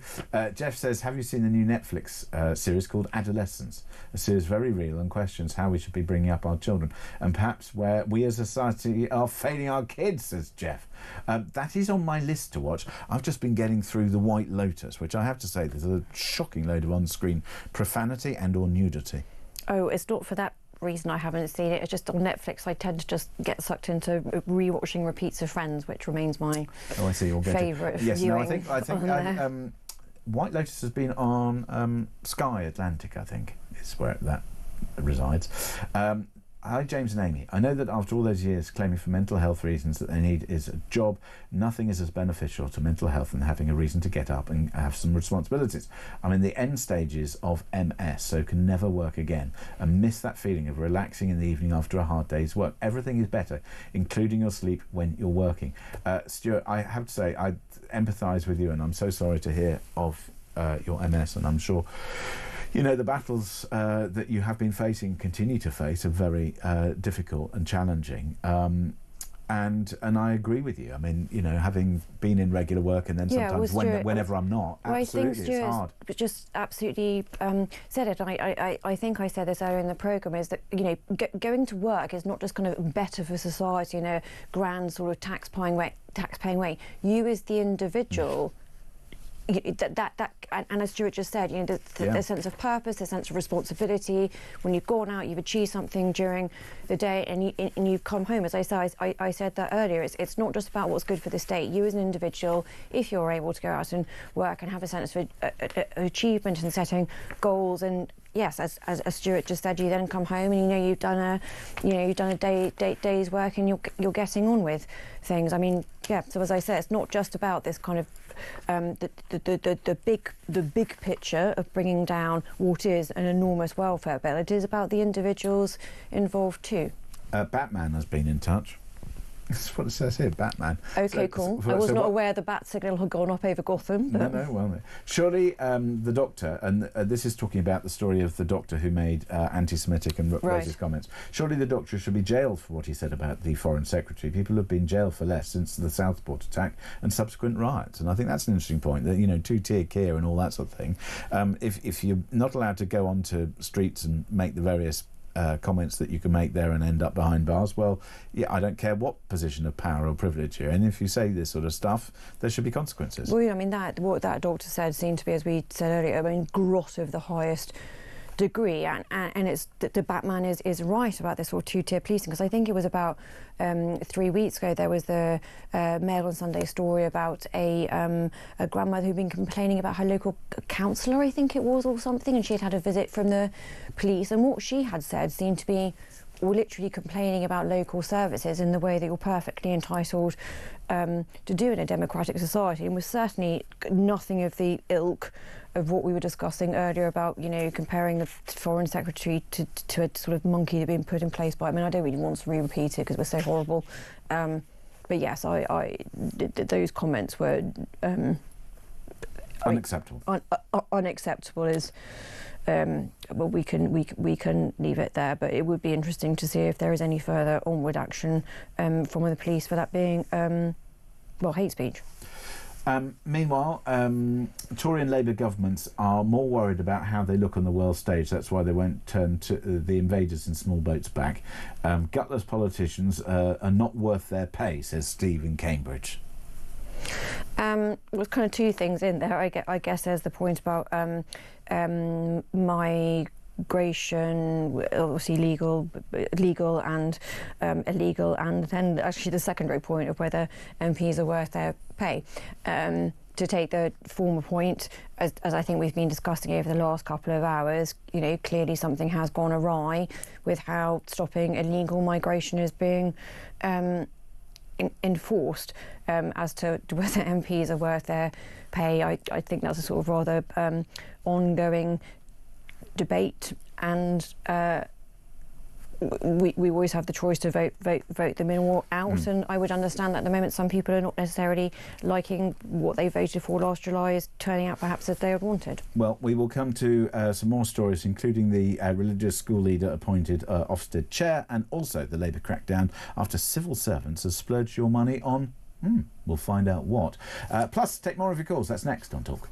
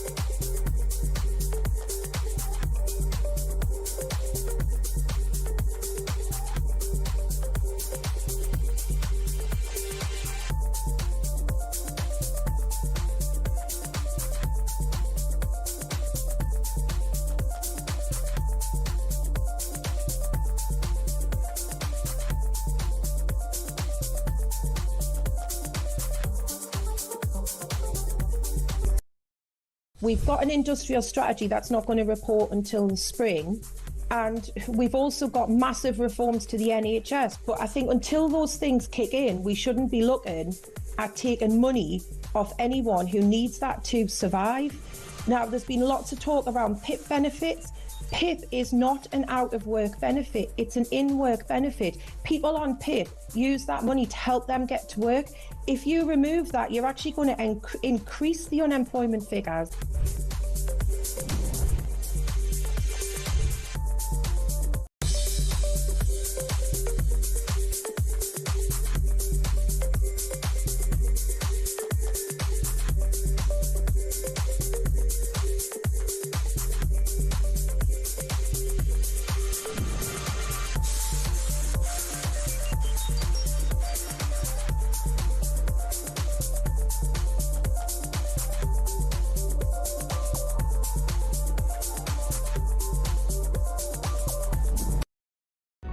Across the UK, on DAB+, on your smart speaker, on your smart TV, and on your side.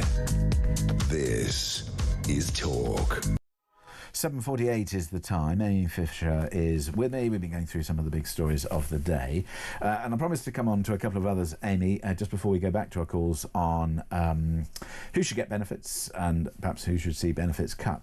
Religious school leader appointed Ofsted chair. This is Sir Hamid Patel will take up the interim role as head of the schools regulator, becoming the first religious school leader appointed to the position. There's a bit of me that says whoever's fit for the job should get the job, and I don't really care. But I do worry slightly about the impact of religion within our schooling system, on the basis that France, for example, has separated church and state, and indeed every kind of thing. I don't know. I mean, people might read into this. Should they be concerned about it, or do we just look for best person for the job and just say, well, look, if you run religious schools, Well, I think it's the two, isn't it? So best person for the job, we all agree on that. And, yes, France is very secular, as are other European countries in this respect. So, and it's an interim position, again, as you say. So one would hope if he's the best person for the job in this case, hopefully anything that he might believe personally, in this case, is his religion, he will not bring to bear on what is best for the education of kids in this country. I have to say, there are lots of things that I would criticise on our educational system, but like breakfast clubs. I get it, and I understand that you don't want children to be hungry and all that sort of stuff. But what I find extraordinary is if the first thing you're going to do is to stick VAT on school fees for those who choose to send their children to private schools, and then the second thing you do is to use £300 million to do breakfast clubs, which, in my view, old-fashioned as it might be, I thought it was a parent's responsibility to feed the child. OK, so I'd like to come in on that, yes. And then to try and make sure that there are systems in place to, if children are not being fed, and in school, at lunch in particular, there should be proper food, and the Jamie Oliver campaign, I kind of agreed with it. But when people say free school meals, they're not free. Somebody has to pay for them. So the question is priorities. I would be saying the number one priority when the education system is falling and you've got buildings falling to pieces is school class sizes. That is the one way that you will increase a child's life chances more significantly than any other measure they might put in. And I get the stuff about feeding and that there's some tremendous problems with getting children just fed up and down the country. But there are other ways to do it, and I just wonder why they prioritise that. So I sort of said I'd want to come in on that, and before we even kind of get to lunchtime, all the school buildings, the point I wanted to come in is there's sort of breakfast club thing of surely when a child arrives at school, it's kind of the parents' responsibility, is it not, to make sure that a child has arrived, kind of fed, washed, dressed, and all the rest of it. My sister's a primary school teacher, and when I was asking her what she wanted for Christmas last year, she said, "Oh, I'd like a skirt." Fine, clothes for her, and she was very specific. She said, "Oh, I'd like a skirt with pockets." And I thought, "Isn't that sort of weirdly specific? What do you mean?" And she said, "Oh, well," and as I say, she's a primary school teacher. She says, "Oh, well, I do try and keep a bit of flapjack or biscuits in my pocket because when she's teaching class in the morning, she can literally hear the kids' tummies rumblings, because they have turned up to school and they haven't, been particularly fed. So she always tries to, keep a few little bits. And that's my sister's there to, teach. She's not.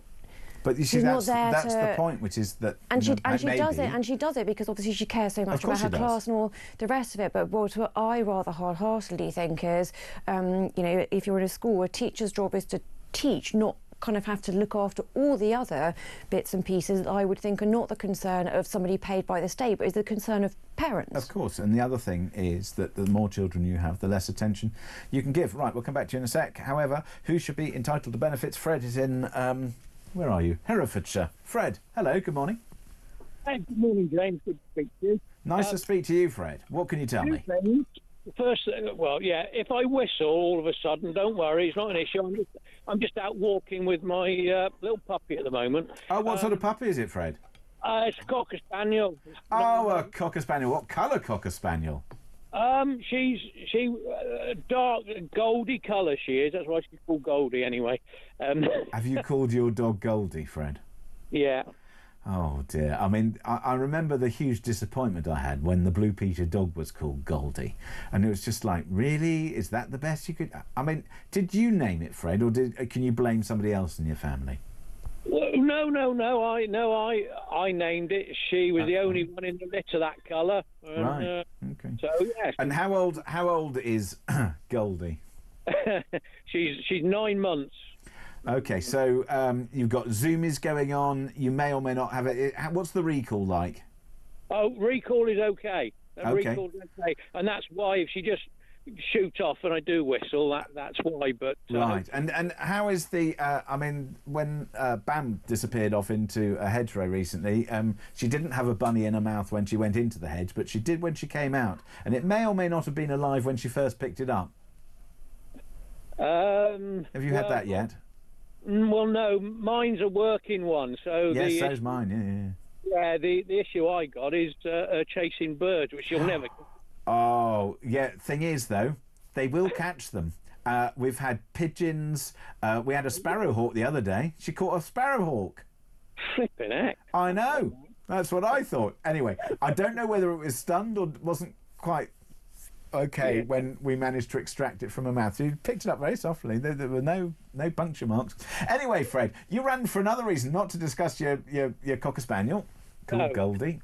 Yeah, two things. One, am I right in thinking in other countries in Europe, if you go abroad and whatever, the state doesn't pay for you to have interpreters? Am I right or wrong on that?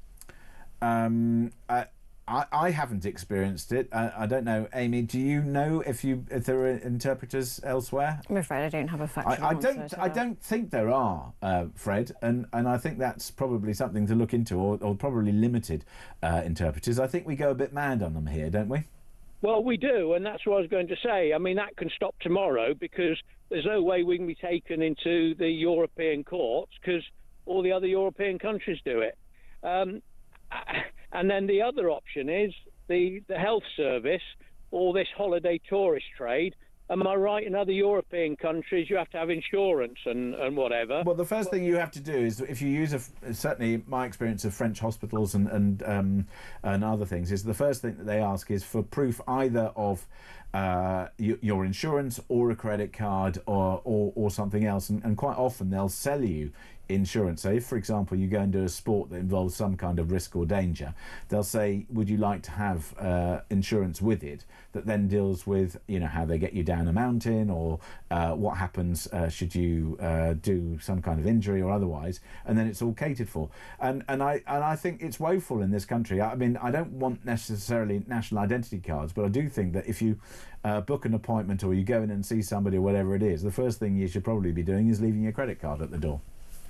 Well, that's exactly right. And I would go one stage further, and that's an area the NHS I'd privatise, and I'd say to the company or something, right, this is the basic level, or an individual maybe on 50 grand or 30 grand, and say you can have 20% of whatever you get in. So it gives them an incentive, and 80% of something is better than 0% of, And that may be the answer. Fred, thank you very much indeed for your call, and good luck with the dog walking and Goldie there. Let's go to Ash, who's in Nottingham. Ash, good morning. Good morning, James. Morning, Ash. So, who should be entitled to benefits in your view? Right, in my view, you were talking about children having breakfast at school. Yes. Now, if the parents don't send their children with, having breakfast at home, stop their child benefit. That's what child benefit is for, isn't it? Well, I think that's a good question to throw into the system, which is, instead of giving money or otherwise, maybe we should be making sure that benefits are used in certain ways, because we've got the technology to do it and to regulate what it's spent on. That's it. I mean, if the teacher says the child hasn't come to school with having breakfast, then the social worker should go around the house and say, you get child benefit, why aren't you feeding your child? I think that's a very interesting point. Ash, thank you for that. Just cutting it short so I can just squeeze in one further story with Amy before we say goodbye to her. The chef Tom Brown, Amy, I'm sure you're very excited about this, has made a remark on Britain's food scene with an unusual take on a classic. Are you a fan of a crumpet? I do like a crumpet, but somewhat controversially, I like Marmite, not kind of honey. I would, more of the savoury topping. Have you ever done crumpet, butter, Marmite, fried egg? No, stop it. What? No, the fried egg is too much. No. Crumpet, butter, and the butter, when you put the butter on so it goes all like oozy and is like dripping, and then the thinnest smear of Marmite, and then thick smear Marmite. Or then a couple of slices of cucumber. No, that's wrong. No, I've lost you there. So, I'm told that I think melted cheese is the thing, but that's cheese on cucumber rather than the fried egg. But we agree on the Marmite bit at least. Yeah, no, I love a bit of Marmite. Meanwhile, I dare say we will continue our conversation. I haven't had a chance to talk to you about Labour's crackdown on civil servants splurging taxpayers' money on a Barbados yacht club. I know. Unbelievable. I mean, the thing is, they keep asking us, you, me, us, for more money, and then we find out that they've been spending on this. Yeah, it's private jets or helicopters or anything else. Amy, thank you very much indeed for joining us this morning. It's Amy Fisher going through today's papers. We will be turning our attention to the rest of today's big stories, plus taking more of your calls on 0344 499 1000. My name's James Max. This is Talk.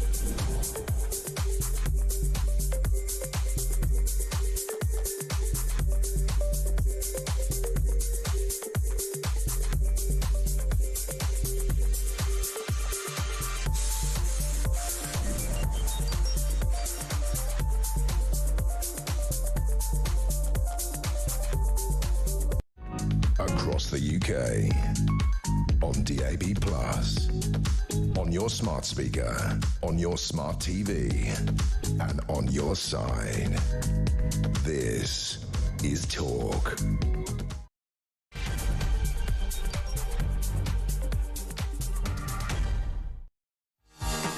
Very good morning to you. Just coming up to 3 minutes past 8 o'clock. It's Sunday, the 16th of March. This is your weekend breakfast show with me, James Max, in for Dr. David Bull. I'm with you until 10. Still to come. Going to be joined very shortly by the Director of Communications at the IEA, Callum Price, and also the Executive Director from the High Pay Centre, Luke Hildyard. We'll be going head-to-head with them on the big stories of the day. Plus, we're going to be having a right royal roundup with the biographer Angela Levin, and I can tell you there are some cracking royal stories today. Also, we will be talking with the former comms chief for Reform UK, that's Goen Towler. We'll be going through the top political stories of the day, that's after 9, and talking military strategy about whether Keir Starmer's got it right, and turning our attention to a bit of migration chat. Now, we've already talked a little bit, but I haven't given you the full details as to how Michelin chefs are helping crumpets sell like hotcakes. We've mainly discussed that Marmite and or melted cheese or a fried egg or various things are an option for a crumpet. But no, Michelin chefs have turned their attention and apparently it's going viral. So we'll talk about that. Plus, how much would you have to pay for Britain's most expensive burger? We'll find out about that. Plus, talking to you this morning about benefits in the papers today, and we'll come on to the story. But, of course, the Labour government, they wanted to cut the benefits bill, and now they seem to be doing a U-turn already before they've even cut them. So who should be entitled to benefits? You can give me a call. It's 0344 499 1000. So very good morning to you. If you just joined me, front page of today's Sunday Times. And the Sunday Times is the Sunday papers, obviously. Kendall set to backtrack on benefits freeze. Minister expected to dilute the welfare plan to head off Starmer's biggest rebellion.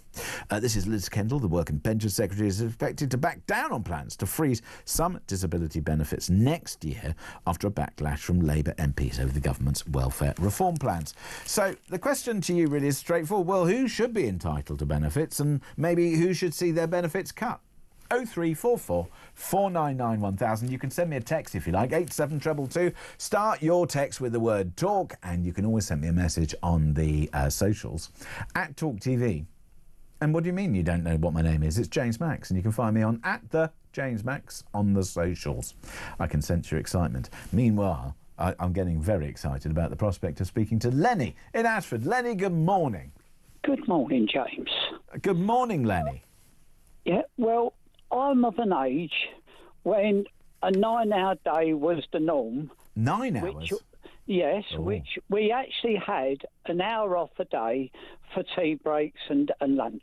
Right. So we actually worked 8 hours a day, and we had a different mentality to work. But I truly believe that Gordon Brown ruined the mentality of our workforce. So this is Gordon Brown's fault. I mean, but we've had lazy slackers since forever, haven't we, Lenny? Well, when he brought in zero contracts and we had 3 people doing one person's jobs, all on benefits, that is where it started. But then the flip side to that is if you are moving from a population that 40, 50 years ago, predominantly there was one member of a household who was working and the other who wasn't. And if you wanted to encourage people into the workforce and you wanted to make sure that women or mums or dads or whatever it is had flexibility to deal with particularly family issues, and that some people do want to work part-time, that actually that could be very helpful. So if you want to do that, then surely you need to encourage people to do so, is what they would argue. Well, there's other consequences to that. Our birth rate is now not enough. And when you break the but that's easy. You just import them in, Lenny. You just bring them in through the borders. Well, that is what our trouble is. The immigrants are the biggest problem this country's got. Right. Is it a problem if you're importing people to do the jobs that we need to get done because people here don't want to do them? It is. Well, what it is, that's what I'm saying. You've got to change the mentality of the workforce, and that's the problem from the start. OK, how do you do that? Stick or carrot? Well, I think I agree with something where you said, I believe you said it, that the tax rate should start at 20,000. Yeah. So that people on low incomes get a reward for working. I mean, I find it astonishing that we basically tax people in all sorts of ways and then we give them money back through the system as opposed to just not bothering to tax them in the first place, that we could tax huge swathes of people who, in officialdom, who are frankly annoying everybody. You know, and we have a look at all the ways in which money is being raised. It is quite inefficient. And then we see some of the ways that they're spending it, Lenny. Oh, well. So there we go. That is it. Well, we've got champagne socialists, haven't we? Champagne.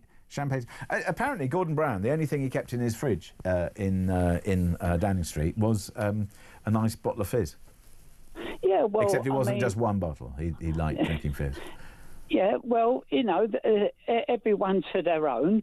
But at the moment, if you look how much money this cabinet are wasting, if they just cut their own waste out, it would give everybody else the confidence to do the same.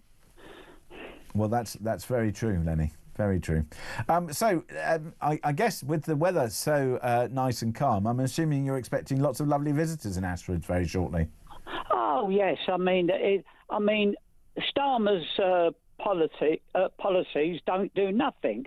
It's the weather that controls the influx of immigrants, and I mean Starmer's words are just pathetic and don't mean anything. Not a fan then. No. Well, I mean, I truly believe that he ever since all his working life, he has been for the immigrant. And he's not been for the indigenous people of our country. Well, we will be the judge of that. Lenny, thank you very much indeed for your call. Good to chat. So if you want to join the conversation, it's 0344 499 1000. A couple of your messages. Dave says, James, fleeing from conflict is one thing, but coming here for economic reasons and lying to get here and staying here aided and abetted by lawyers at the cost to us, activists, judges, greedy business and charities, all of whom have seen the cessation of this crisis as the end to their lucrative income source. That's the infuriating most of the British population. I have to disagree with you on Rwanda. It may not have been ideal, but it could have been expanded, says Dave. It was having an effect. It was never allowed to succeed or fail by Starmer, who was terrified it would work and ditched through childish petulance. What did he replace it with? Nothing but empty words and useless schemes, says Dave in South Gloucestershire. Thank you.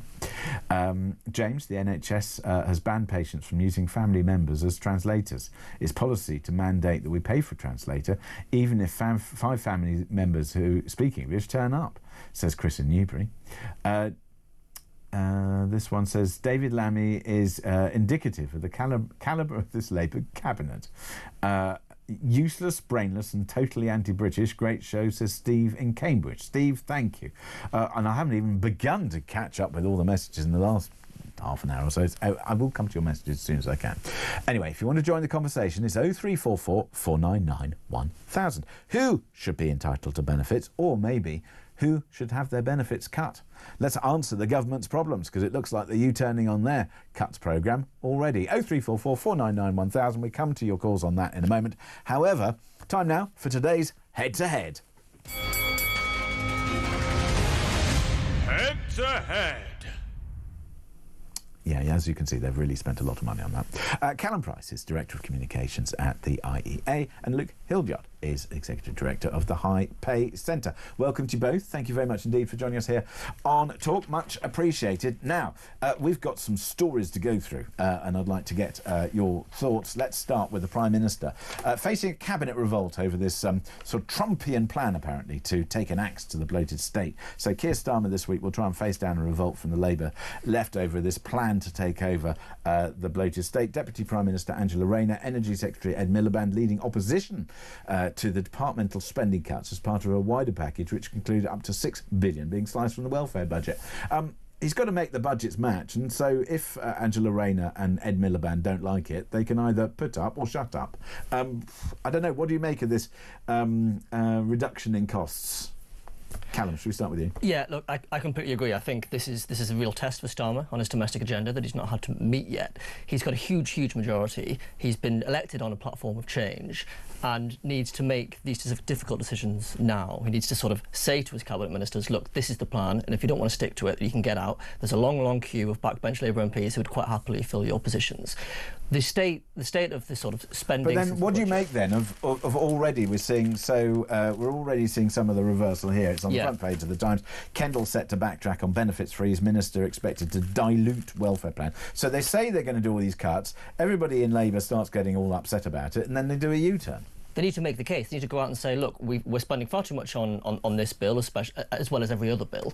We've already raised taxes plus 40 billion on top of the highest tax burden in generation. We need to find the money from somewhere. We simply don't have the money, and this is the point where, at the start of a parliament, where the Prime Minister with a huge majority has to say to his cabinet ministers, look, this is the plan. If you don't want to stick to it, then I can find someone else to take your position. Callum, that's clear. Luke, what do you make of it? Well, it's been interesting the way it's been pitched, really. Look, Wes Streeting made some comments praising the reforms that Trump and Musk are undertaking in the US. I think that's inevitably going to rub people in the Labour Party up the wrong way ideologically, coming at these things from a very different place from Trump and Musk. Any praise in that direction from anybody from the Labour Party, I mean, everything about them just bristles, even when you mention the name Trump. Or, you know, even if you have a look at the sort of somewhat ham-fisted way in which they message, the real message that seems to be taking place, though, which does resonate, is either you've been spending too much money on this, there's a lot of waste, we have to cut it out. Or alternatively, have you realised how little other people are contributing to these things and how poorly the US is faring against other people? Now, you might say, well, they're a very wealthy country, other countries aren't, they have a bigger responsibility. But Trump is basically saying, yeah, but enough of that, you know, that's old politics. I think we get a little bit too obsessed with what happens in America generally in this country, and a lot of what Trump and Musk are doing is domestic US policy, and it's a matter for them. And all I say on that is I'm glad that we're not doing something similar here. And if you look what's happening there, is our state bloated? I think our state, I mean, this is the point that's really important to make. I think our state is in need of reform, if that means things like breaking down silos between government departments. Sorry, are you in favour of bringing on Nigel? You said we're in need of reform. No, reform with a small R. Oh, I see. Oh, right. Yeah. I was thinking, you know, executive director of the High Pay Centre. That would be radical. We're a non-political think tank, so I wouldn't endorse any party. Right. But I think the UK state is in need of reform. If you're talking about things like breaking down silos between government departments, I always think back to a pilot scheme the last Labour government did, looking at spending in local areas, and you'd find the NHS is spending money there, there's benefits spending there, the police are obviously spending money locally, housing, social security, the local government, the council, and it's all on the same people spending money to solve the same problems with and none of them are talking to each other. And if you're talking about sort of reforming government to break down those silos, get people working together, decisions about spending being taken where the spending is being made, citizens being involved in the process, I think that's great. That's incredibly challenging long-term work that's not going to come easily, but that's the sort of thing that government should be doing. If it's just pointing at stuff and saying, oh, that's expensive, I don't like that, which I get the sense of what's happening in the US, I think that's not so good. Isn't part of what government needs to do, and this is, I guess, to both of you, is they've got to get the things that we have more efficient. And if you've used the NHS app and indeed website, you will realise how clunky it is. If you've tried to access your local services through, again, your local services website, again, you know, there are differences up and down the country, and some of the sites are better than others, but it is, I mean, you know, the passenger route, technology has moved on, they have not.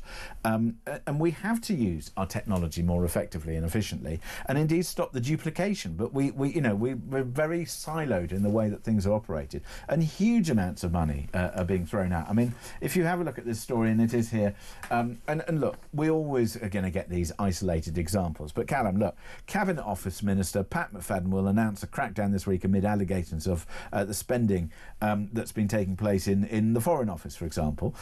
We've heard of, and everybody loves these sort of facts and figures, he's expected to announce limits on who can use the cards and the services that. So this is government cards. The department came under fire after using taxpayer funds to book a £1,820 course about value for money. In July, the Prison and Probation Service were caught spending £814 at a shop listed online selling retro computer games. The Department of Education spent £7,230 at a Marriott Hotel away day for civil servants. £1,080 was spent by the Department for Business on the commercial arm of the Royal Academy of Dramatic Arts acting school. Angela Rayner's housing department spent £609 hiring out a meeting space at a city farm. The Foreign Office spent £11,000 at John Lewis and £1,300 at Fortnum and Mason. David Lamin's department spent £650 with Milton's Chandeliers, a specialist chandelier firm, and a further £4,100 spent on swimming pool cleaning service. Yeah, I mean, that's all obviously slightly ridiculous. But the point to make is, and having worked in a government department myself, I know how many civil. I worked in a few, including the Home Office. The amount of civil service the way it is quite baffling to me. But actually, if you look at those things, look at the amounts they're totaling up for, drop of the ocean would be a vast exaggeration. What actually the government needs to do, and you mentioned it earlier, look at efficiency and how we run our services better, but also fundamentally look at what the government should be doing. We're spending 65 billion on health and disability benefits, which is 25% up since 2019. That's expected to increase to 100 billion by 2030. We spend about 20 billion a year on our police services. So I'm not saying the government shouldn't be giving welfare benefits, because they absolutely should, but the government needs to get what it should be doing right. Okay, how do you cut them down? Who's first to see their benefits cut? Well, look, I'm not I'm not Liz Kendall, so it's not. I'm not going to go through sort of line by line. That's I want some ideas. This is what you look at. You've worked in these departments. You know better than us. I haven't got a Scooby-Doo. The proliferation in mental health benefits is clearly, there's clearly a question mark over that. There's 1 million more people on disability benefits, which is largely increased by the amount of people on mental health benefits. Is that because younger people, I don't know, they've been either, if you want to be charitable, they've been affected negatively by COVID and therefore having problems and we haven't worked out how to deal with them? Potentially. Or is it that in fact we've bred a generation that are just work shy? I'd suggest it's probably, like most things, somewhere in between that line. But Luke, where do you stand on this? I mean, generation work shy? I wouldn't want to be too judgmental. I think these are people who've had that generation's had enormous upheaval to their education and social lives. I think at a formative age, it's more impactful, certainly on educational outcomes and social outcomes. I think we know we don't know a lot about what social media exposure from a young age is doing to people's mental health, and I think that's ruining them. Exactly, and I think we're storing up some real problems with that we don't understand. Going through my head, chicken, banana. It's been going viral for days. We may or may not inflict it on you. Meanwhile, we'll get some more stories from both of you and your head-to-head views in just a few seconds here on Talk.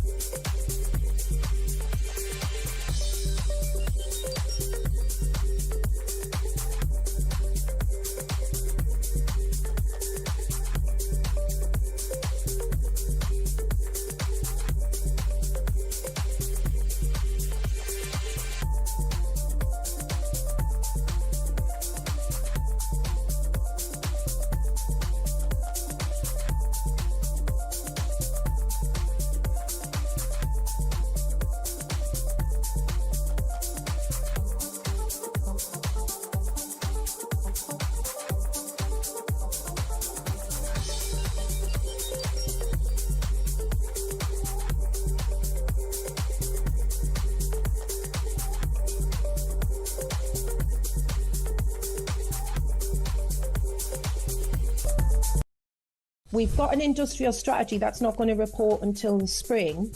And we've also got massive reforms to the NHS. But I think until those things kick in, we shouldn't be looking at taking money off anyone who needs that to survive. Now, there's been lots of talk around PIP benefits. PIP is not an out-of-work benefit. It's an in-work benefit. People on PIP use that money to help them get to work. If you remove that, you're actually going to increase the unemployment figures.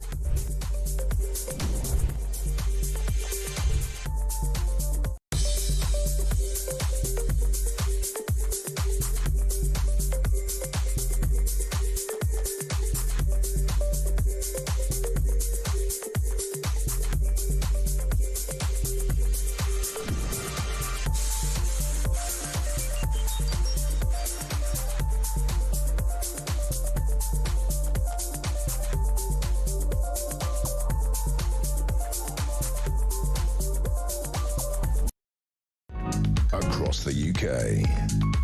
On DAB+, on your smart speaker, on your smart TV, and on your side. This is Talk. 23 minutes past 8 is the time, and we are way through our head-to-head. Callum Price and Luke Hildyard are here with me. So, Luke, let me come to you. I mean, we were just chatting about some of the costs and some of the things that perhaps we need to be looking at. This is going to be politically toxic for whoever. And I suppose, look, the memory is fresh from the Conservatives that they had their sort of period of austerity, and then they had various things that they were trying to change with the tax system, etc., etc. And then Labour have come in, and they're also saying, well, we've got to cut back these various things. Somebody's got to get a grip on the public finances, and somebody's also got to understand basic economics, that if you put up tax, then you're not going to grow the economy. That's why we've seen we are technically, are we not, in a recession? I don't think we're technically in one at the moment, but we may go in. We're not. Okay. We're certainly, so the economy's certainly not in a great place. Yeah. Let's or maybe I've got it the wrong way around. That we are not technically in a recession because we haven't had 2 quarters of consecutive negative growth, as they call it, but in reality, we are in recession, and whether we're bumping along the bottom or in recession, it's not good. We're not seeing the growth that we were told that we were going to get. Right. Now, I mean, I don't know if we want to get into this, but I'm not sure I entirely agree that higher tax equals lower growth. I think over generations that correlation isn't necessarily there. I think there are some very successful countries. If you look at the countries with the highest standard of living in the world, in Scandinavia, Northern Europe, they tend to be higher tax economies than the UK, with fewer rich people at the top and fewer poor people at the bottom. So I think that is always worth keeping in mind. Certainly coming into this office today, the contrast in this area, you know, you go past the Shard and the luxury hotel in the Shard, and you see the Ferraris and Lamborghinis outside. You've got Borough Market just around the corner from here, where people are paying, like, I don't know, 20 quid for a sandwich, and this doesn't feel like a poor... strawberries that they keep going on about, these chocolate drip strawberries, the amount of times that comes up on my feed is just like, I know they sell them there, but I can do it myself at home. I don't need to go to Borough Market to have that, and it's a fortune. Well, we've got these, you know, extravagant strawberries that I've tragically not experienced, but I'll take your word as to how luxurious they are. And then we're talking about cutting disability payments for people who are too unwell to wash their hair or operate an oven, or who need help reminding them to go to the loo. I don't think anybody wants to see, but people don't want to see benefits cut for people who genuinely need them. But there must be something which has gone wrong in our society, and Callum, perhaps you can comment on this, which has seen the exponential rise in people actually claiming benefits. And this isn't because people are suddenly out of work, or, you know, the economy hasn't done that sort of downturn in the same way that we saw, you know, millions of people out of work very quickly because of the changes in our sort of economic fabric back in the late 70s, early 80s. We're not seeing that.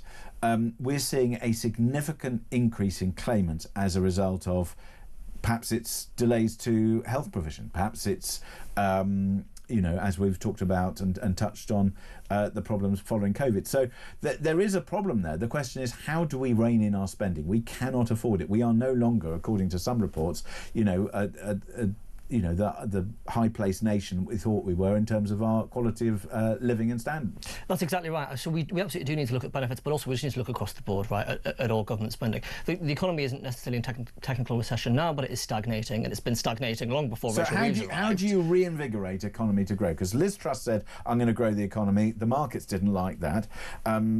Rachel Reeves has been saying, I'll grow the economy, and businesses have said, I don't like that. This is where Starmer deserves a little bit of credit, actually, because some of the stuff you have to do is regulatory reform, planning reform. He's talked a very good game about that so far. Some good stuff happening on planning, on building airports and that sort of thing. That will help.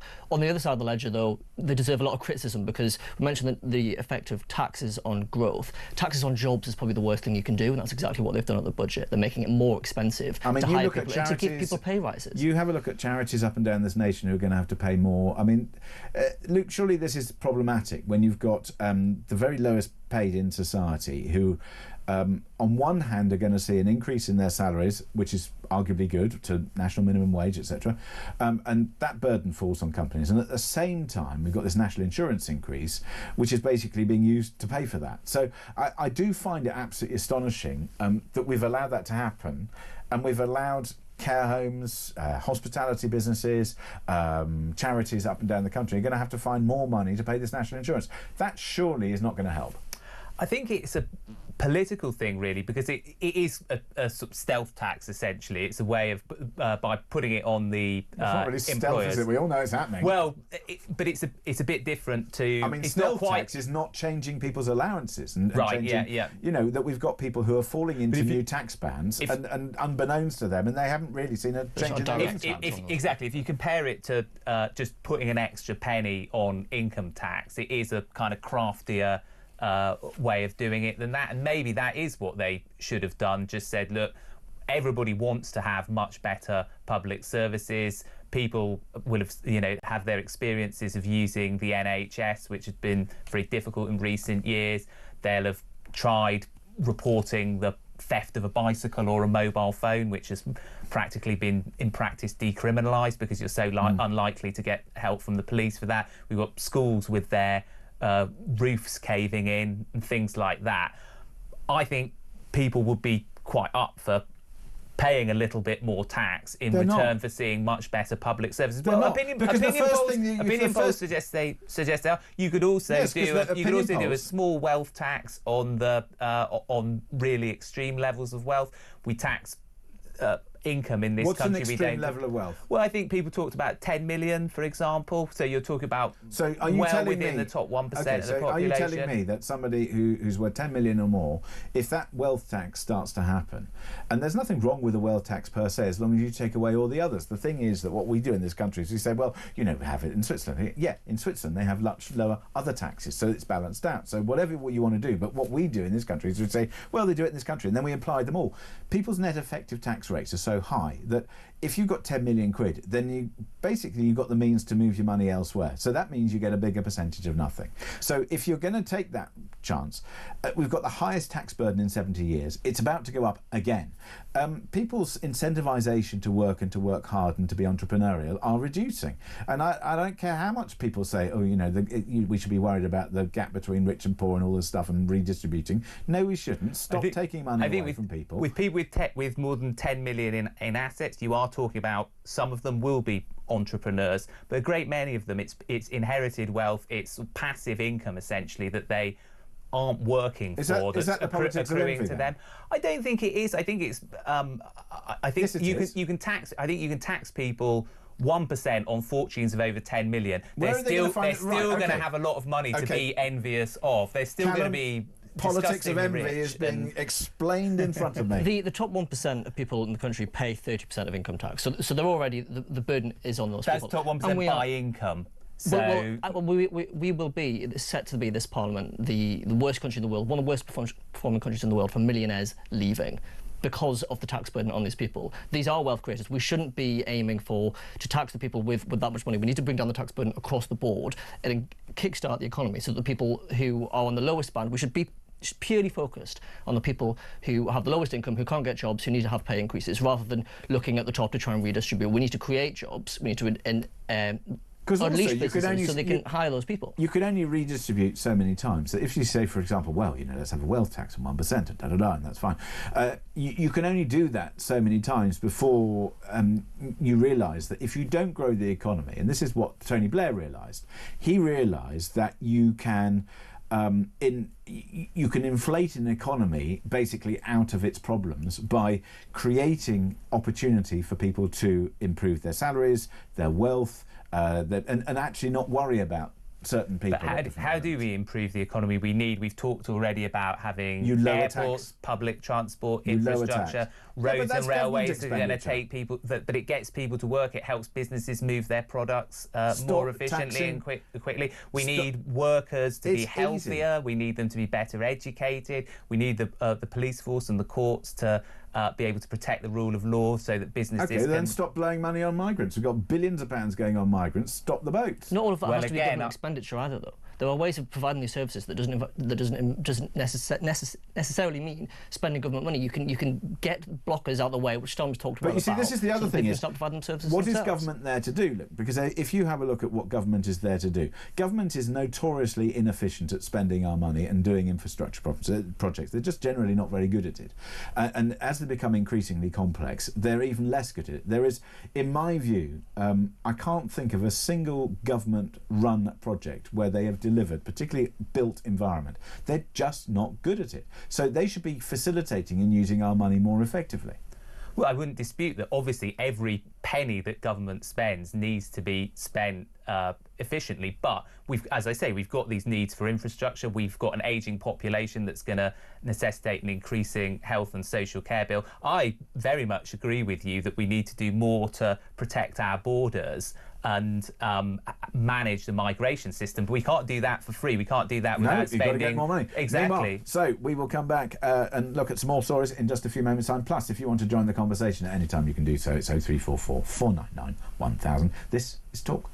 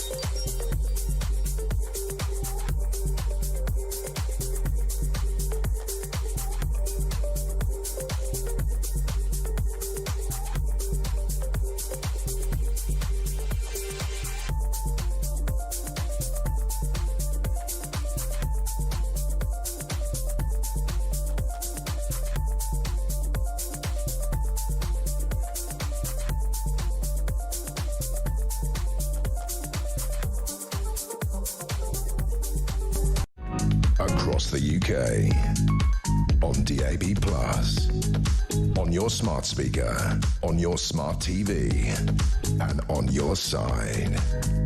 This is Talk. 8:36 at the time. Many messages coming in from you. Thank you very much indeed for sending them to 87222, starting your text with the word talk. It's me, James Max, with you till 10. Denise says, James, I'm French. I came to England in 1976. I fell in love with everything English. I decided to live in England for a year, and I embraced everything Britain had. And I had a small Collins dictionary that never left me. When I decided to go back to France, I met my husband. The rest is history. We've been married for 45 years. Sadly, things have changed a lot since I first set foot in this country, says Denise in Hampshire. Meanwhile, Michael says, James, I've lived in Japan, Thailand, the Gulf, Hong Kong, and now Angola. In all this time, I can assure you, the British are probably the worst at learning the language of any country they live in. I think that's probably a point. Meanwhile, talking of things overseas, a hearing at the European Court of Human Rights. This is the former Home Secretary Jack Straw. He's questioned the utility of Britain being bound by judges in Strasbourg. So this is Jack Straw, former Labour Home Secretary, has urged Keir Starmer to back away from the ECHR. Seems to be leaning into the inner reform. And with me still, Luke Hildyard, Executive Director at the High Pay Centre, and Callum Price, Director of Communications at the IEA. So, Luke, let's start perhaps with you on this one. So Jack Straw, ECHR fit for purpose, should we back away? I think, is this a case about UK migration laws and the capacity we've got to... Jack Straw has said the court's judgments were of a lower quality than those delivered by British judges.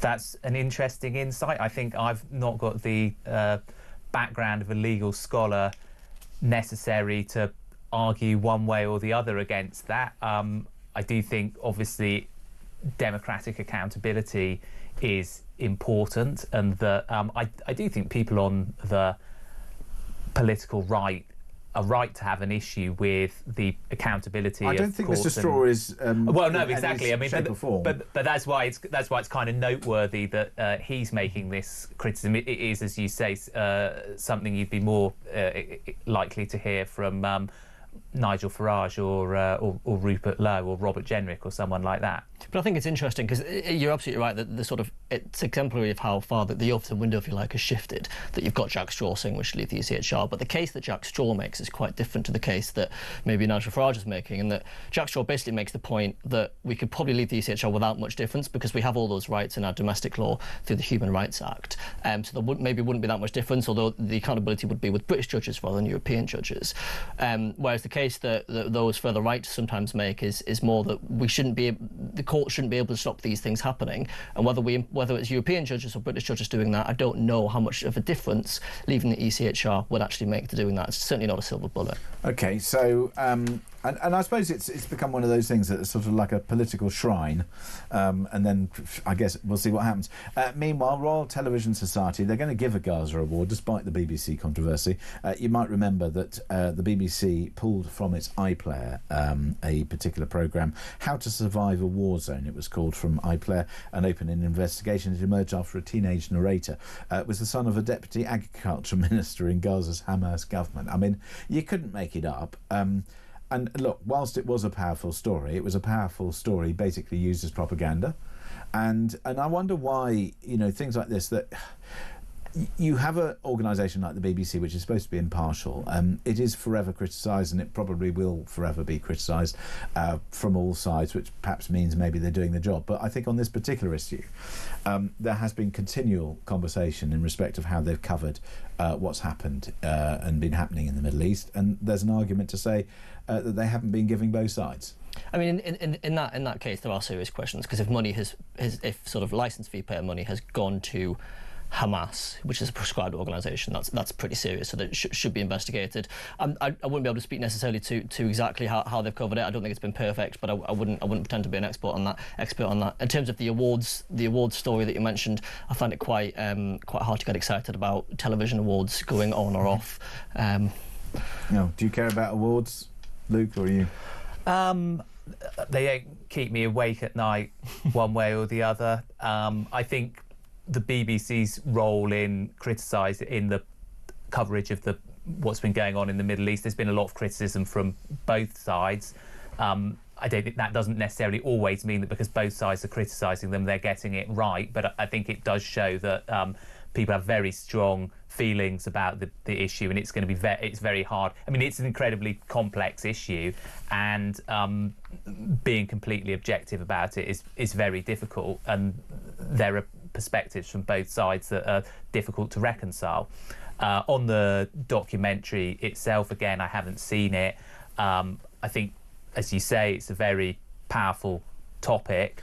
I mean, as soon as you show children struggling or, bombs flying and people injured and all this sort of business, it is going to be very difficult to put the other side. And it's partly because we don't have much film or footage of what happened on October the 7th, all those, months, almost years ago now, because the rape and murder of 1,200 people and the taking of 200 hostages, some of whom are still incarcerated, is very difficult to tell the story if you don't have the pictures. Quite. It can't be that straightforward, but it's just important that throughout this, that the coverage is as balanced as possible and doesn't ever forget what happened on October 7th in reporting of the rest, but also vice versa. Meanwhile, let's talk about this. There's a crisis in our classrooms. The number of male secondary teachers is now at a record low. And look, there was a push to have female teachers. It used to be very male-dominated, like many other places of work. And then we kind of, we've perhaps gone elsewhere. How important is it to have, whether it's gender balance or I suppose both male and female role models in a school setting? I think it's quite important. I mean, I don't know about necessarily targeting exact gender balance would ever be possible or productive, but I think I certainly, speaking from personal experience, had plenty of male teachers who were role models to me alongside others. So I think it is important, and I would encourage blokes to look at teaching as a profession. It's certainly something I'd be interested in one day. Is it about pay though? Because I think one of the issues that people will say is, look, the teaching profession isn't necessarily respected. You are expected to be a social worker and a various other things, and your risk of abuse and physical, verbal, whatever it may be, that schools have become a hostile place. I think that's right, and certainly if you look at education systems around the world that tend to outperform, Finland is the example that's always given. The teachers are comparatively very well paid there. There's a real esteem to the profession that I think perhaps there isn't in this country, and that's crucial to attracting people to the profession who are good educators. Meanwhile, to police, one or two comments here. So Mick in Wallington says, James, as a retired police officer, it's not police funding that's the problem, but the political bias by allowing weekly costly protests and too many inexperienced, highly paid chiefs. And I suppose that's something else that we've experienced quite a lot of is, look, our freedom of speech, freedom to protest and all this sort of business. It doesn't necessarily mean that just because you've got a freedom to protest doesn't necessarily mean that you can go off and do what you like. But then, we've got a history in this country of people taking, shall we say, decisive or active action in order to make their point, because they're not just going to sort of stand quietly with a placard in the street. They're going to try and disrupt, find creative ways to disrupt and disturb, and grabbing that news agenda and headline. And we know that take a can of soup into a place and you throw it on a picture or something, you're going to get some kind of headline.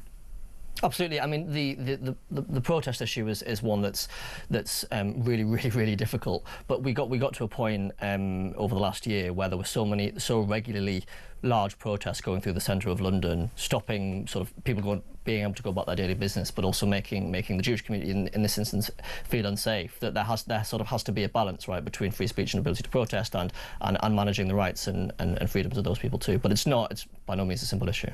I think we have to respect the right to protest. I always think of occasion being in London last year when there was a pro-Palestine march going through. I then went back home in the evening to see some friends up north where my family live, went out on the town that night.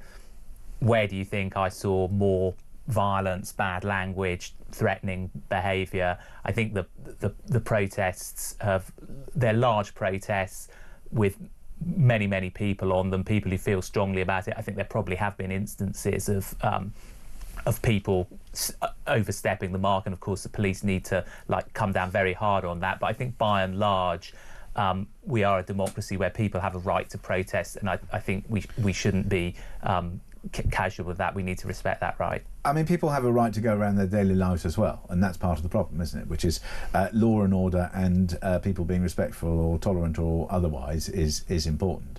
But when people feel threatened on our streets, and when you see some of the things in the placards that people have, and when you have individuals who, we've had the story of the health worker who doesn't like to, who says that Israel doesn't exist, to put all sorts of posts up, which are offensive to, frankly, most people. I mean, you have all of that, and that's very problematic.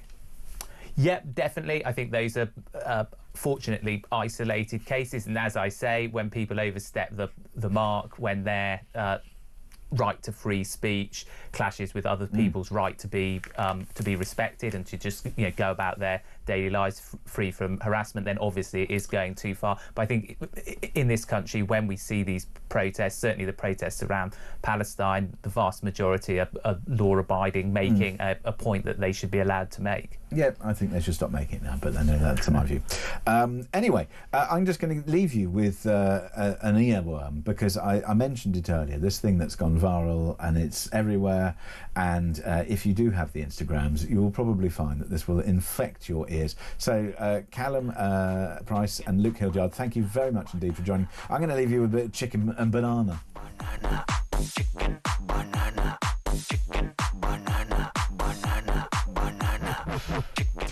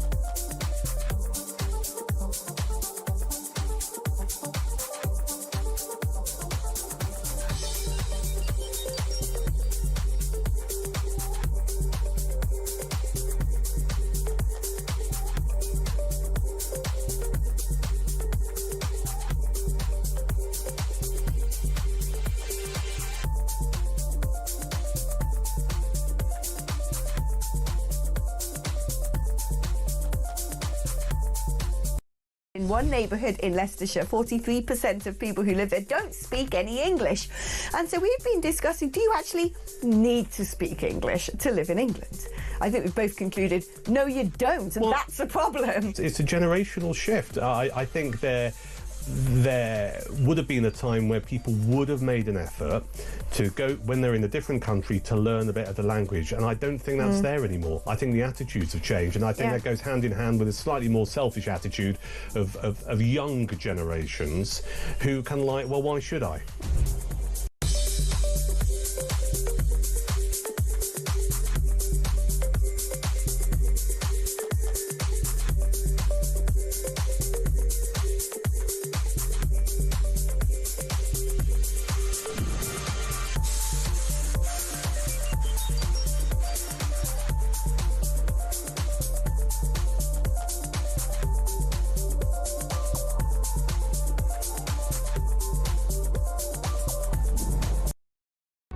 Across the UK, on DAB+, on your smart speaker, on your smart TV, and on your side.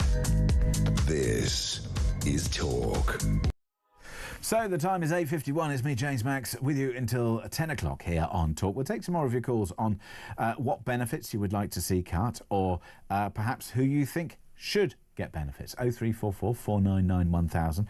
And indeed, we'll be talking about some of the other main stories. Meanwhile, it is time for our Royal Roundup. And delighted to say I'm joined now by Angela Levin, Royal biographer, as she has done this for many years. Angela, very good morning to you. Good morning. Thank you very much indeed for joining us here on Talk. So, the gift that keeps on giving, Meghan and Harry. TV bosses want divorce deal is pairs split despite disastrous Netflix flop. I mean, people talk about this Netflix flop, but then surely loads of people have watched it to see how bad it is. I mean, the fact that people are doing all these rip-offs of it, and you've got, people doing all this sort of nonsense and making jams, and Kevin O'Sullivan doing his parodies and stuff, it kind of means that it's resonated, doesn't it? We all love to hate. Yeah, there is something in that. You know, I know people go to theatres and see films and they know it's atrocious, but this was off the top 10 in about just over a week, and that's not good enough to get enough people watching for Netflix to be keen on it. Why on earth do they think that this stuff that they're putting out is of interest? I mean, first of all, why do the people at Netflix think it's of interest? And secondly, why on earth do the people who are, actually making it think it's... I mean, But don't forget that it was sorted out over a year ago when they thought Harry and Meghan were a different sort of twosome. And they thought they could get something that was really exciting out of them. Of course, they did when they attacked the royal family. So they got 2 million people watching it. This one's got 500 and something people watching it. So it's not enough for them to make money. And because the amount goes through to, I think it's the middle of this year, they can't really do anything about it. So they've got to just let it ride. But now, they don't want to do it again, ever. No. Now, I do understand that they've already made another series of this thing. So we're going to have a second series of, I don't know, Meghan's nonsense. I mean... Yeah, but this is actually things left over. You see, they organised that before because they suspected it wasn't going to work. Therefore, they don't want to do anything new and fresh with them. So they will use the leftovers or the too manys to fill in with number 2, and then they're done with it. So I think they'll get a very, very poor number of people watching the next one because this one was beyond anything. I mean, when you've got, all the papers... I did have a look at a few clips and bits and pieces, and it really was... I like people who are aspirational to give me some tips or otherwise. And look, sometimes when you watch Nigella or otherwise, but you're looking at somebody with a combination of real skill and bringing you into their lifestyle, and it is carefully curated. And she's got a long track record of writing very successful books and being a writer and all that sort of thing. And the thing is that with this, you've got somebody with no known experience, just telling us this is how you do it and bringing in basically, I don't know, her mates or otherwise to tell. I mean, it's just a nonsense. Well, I watched all of the 8 programs. Oh, poor you. All, one after the other. Yes, I had to. And I mean, it was horrendous. Did you learn anything from it? Well, no. I mean, yes, I learned that what an awful person she was to try and do this, and asking us if we'd all like to know how we can blow a balloon. She said she'd found this amazing gadget. You put the balloon on and it goes up. Oh, wow, that's really interesting. Nobody cares. However, what some people might care about is Prince Harry and his visa file. What's happening to it? Well, this has been going on for a very, very long time. A man called Niall Gardiner, who's very, very determined that Prince Harry doesn't have a lot of things that he would have had if he was a proper prince from the palace. He doesn't want him to have anything special. And so he's asked to see the documents. And Biden didn't want him to see that. And there was a feeling that there was a negotiation between them that would keep him safe. But now Trump has called Judge Carl Nichols that the files have to be shown. But we don't know how many of them are going to be shown. But it's going to be done by Tuesday. But it might not actually talk about any drugs. But he was the idiot to do it in his book, Spare, and to talk about it on Netflix. If he hadn't, this wouldn't have happened. But because you're not allowed to have drugs and they don't want people to stay in the country who are taking drugs regularly, then, it wouldn't happen. And I wonder why nobody said this, that, Meghan must have read it, the publisher must have read it. Why didn't they say to him, look out, be careful here? They sort of dumped him in because he's a bit stupid like that and didn't think he shouldn't do it. Or entitled. Meanwhile, William and Kate, they've renewed their Wales-England rivalry at the Six Nations. I mean, this is a big old thing, but it seems to have garnered the front pages. I mean, inevitably, Catherine is going to support Wales and William is going to support England, given their respective roles that they have in sport. So completely media contrived, but quite fun nonetheless. Yes, it's very nice. And actually, we haven't seen her since 2023 at one of the footballs, and she's their patron. For the UK, and he's the patron for Wales, and so they can go together and enjoy it. They like that. She's both keen on sport, and I think it's very nice. And we heard actually that George and Louis played every weekend. Well done to them, like normal people. Meanwhile, we must turn our attention to the King. Whoever at Apple came up with the idea, and I'm assuming it's because of links to the King's Foundation that they want to do something slightly more serious with that means that the King has made basically a playlist / podcast and done various things. But the King's Music Room, which is now a long podcast, features 17 answers, including Beyonce, Kylie Minogue, Bob Marley, was released on Monday to mark Commonwealth Day. Stroke of genius, gone top of the charts, pushed Nick Grimshaw off that top spot. Yes. Well, don't forget, Camilla has the same thing about books. And maybe they've been sitting down by the fire one day and said, look, why don't you do this? He's always loved music. He's got a wide range of music. And it's quite modern. No other king has had a podcast. So this is something he can be very proud of. And I think that people will like it. Well, obviously they like it because it's top of the list. And people have bought it. And it's a whole range. And at each one, he's giving a few words of what it means and what it happened to him. And there's quite a few loved ones there. And you can imagine exactly that's okay for Camilla. Yes, indeed, or the Queen, as some people might refer to her.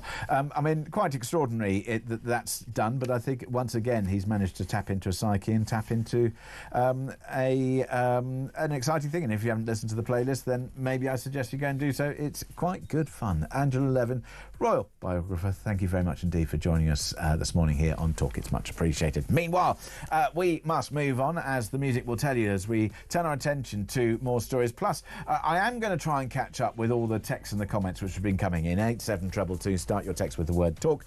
Plus, we continue our conversations about benefits. I want to hear from you, not only who should get them, but maybe who shouldn't get them and how you meter that out. Plus, we're going to be talking about all the other big stories in the news, including Keir Starmer, migration, migrants, and everything else that's been going through those headlines. It's me, James Max, here on Talk with your Sunday morning breakfast show.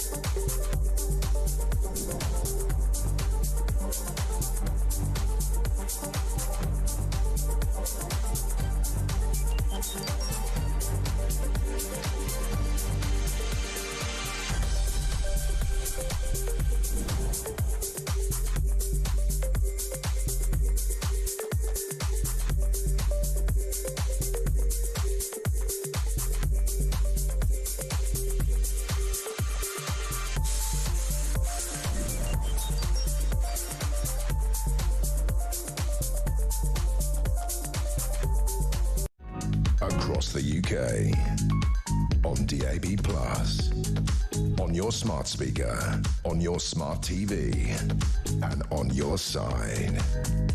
This is Talk.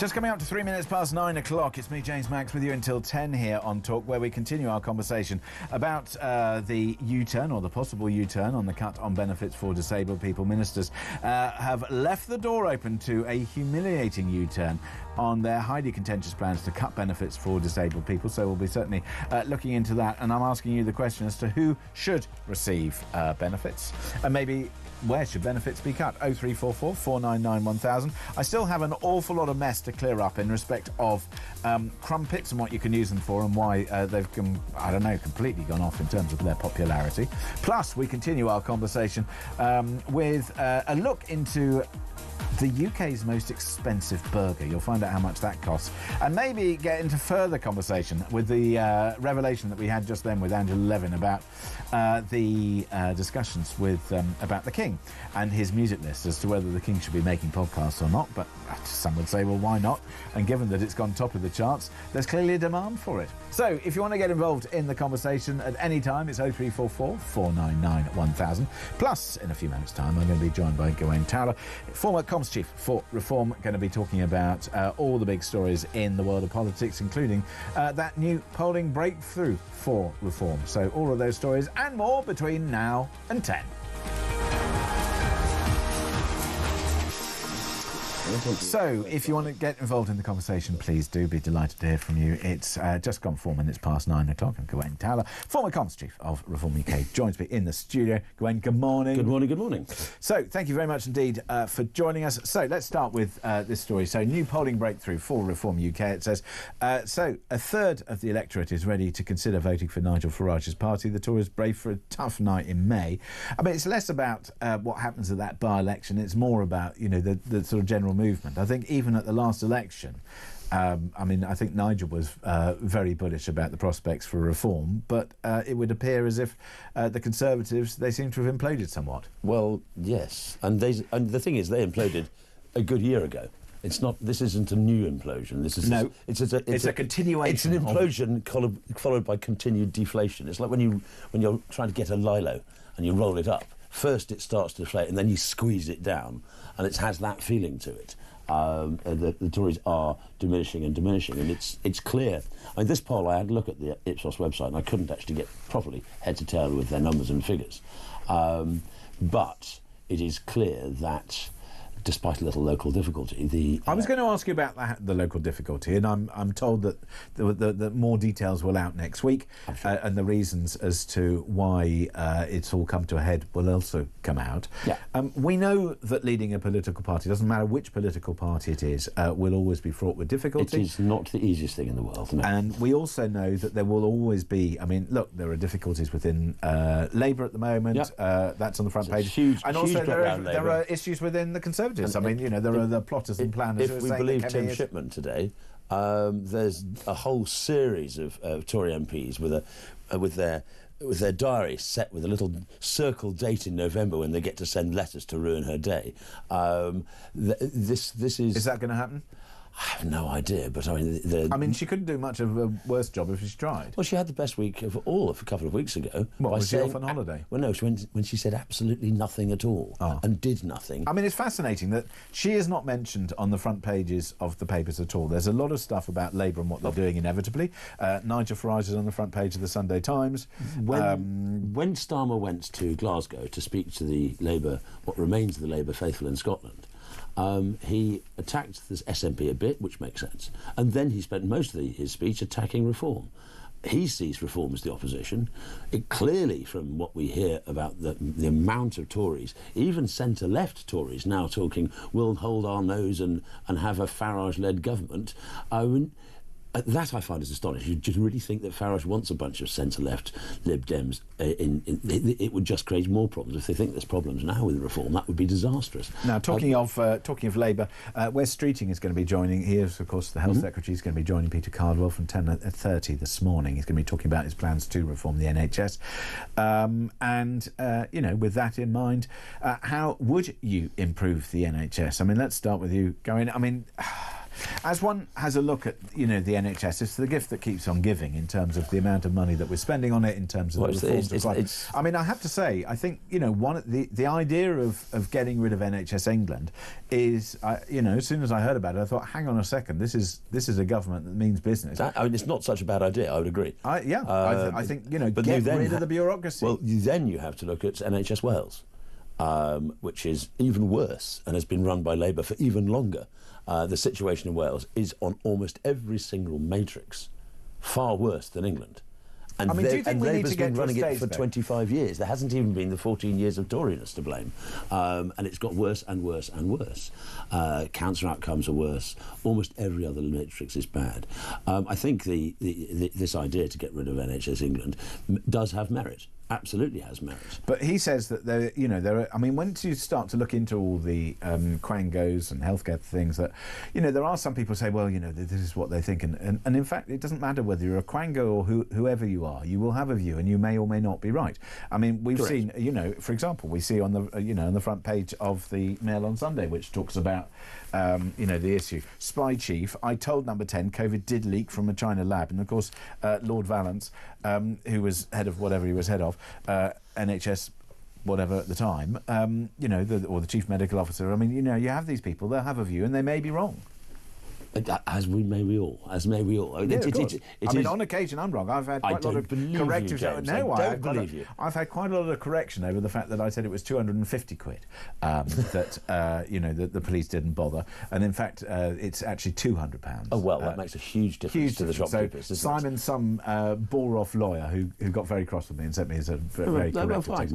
It's just like, but the point is, the problem with the crangocracy, not only does it often get it wrong, and it's because it is derived from a very narrow section of the population who all share the same views. So therefore the crangocracy, if you look at the people on those boards, are very, very similar. They revolve door out of government ministries, into crankos, into the third sector, back into this, that and the other.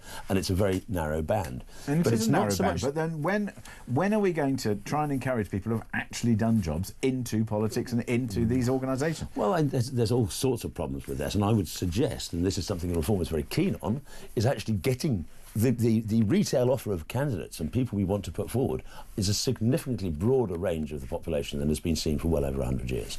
Possibly, but then, but it does lead political to party, disciplinary issues. I mean, have you done enough, or has Reform done enough? I don't know whether I should, I'll say, has Reform done enough to deal with issues of whether it's racism or misogyny or... I think on that side of things, yes. And the thing is that all of these things, I mean, every political party has got its issues. The Tories have been accused of Islamophobia, Labour have been accused of anti-Semitism, politics of envy, I mean, all sorts of things, and lots of internal stuff. Yeah. If you want to get elected, or if Reform want to get elected, then they kind of have to go to in my view, being a newish political party, they almost have to go to a higher level of moral standpoint. Oh, there's absolutely no doubt. Part of their shtick, if you like, is the lot that we've had, both Labour and Conservative, have been terrible, and you deserve better. Correct. So that means that they need to deliver better, which means that they do need to root out the people who are saying nasty stuff and posting nasty things. They do need to root 100%, and that's why there's so much effort going on at head office about the county council candidates. The level of vetting that a town or parish councillor gets for Reform outstrips the level of vetting that most parties give for their Westminster candidates, because we are absolutely aware, one, we do attract those with points of view. There's that. And two, the amount of scrutiny we will face from an establishment and a media class that have been wedded to the main parties for decades will be greater. Fair enough. So be it. We welcome it. On the basis that people should perhaps learn from history, should Nigel Farage be taking advice from Dominic Cummings? Well, I think the comments there, it's classic Cummings, isn't it? He's very, very intelligent, that man. He's so terribly, terribly intelligent that he, as soon as he has a meeting with somebody, he leaks it.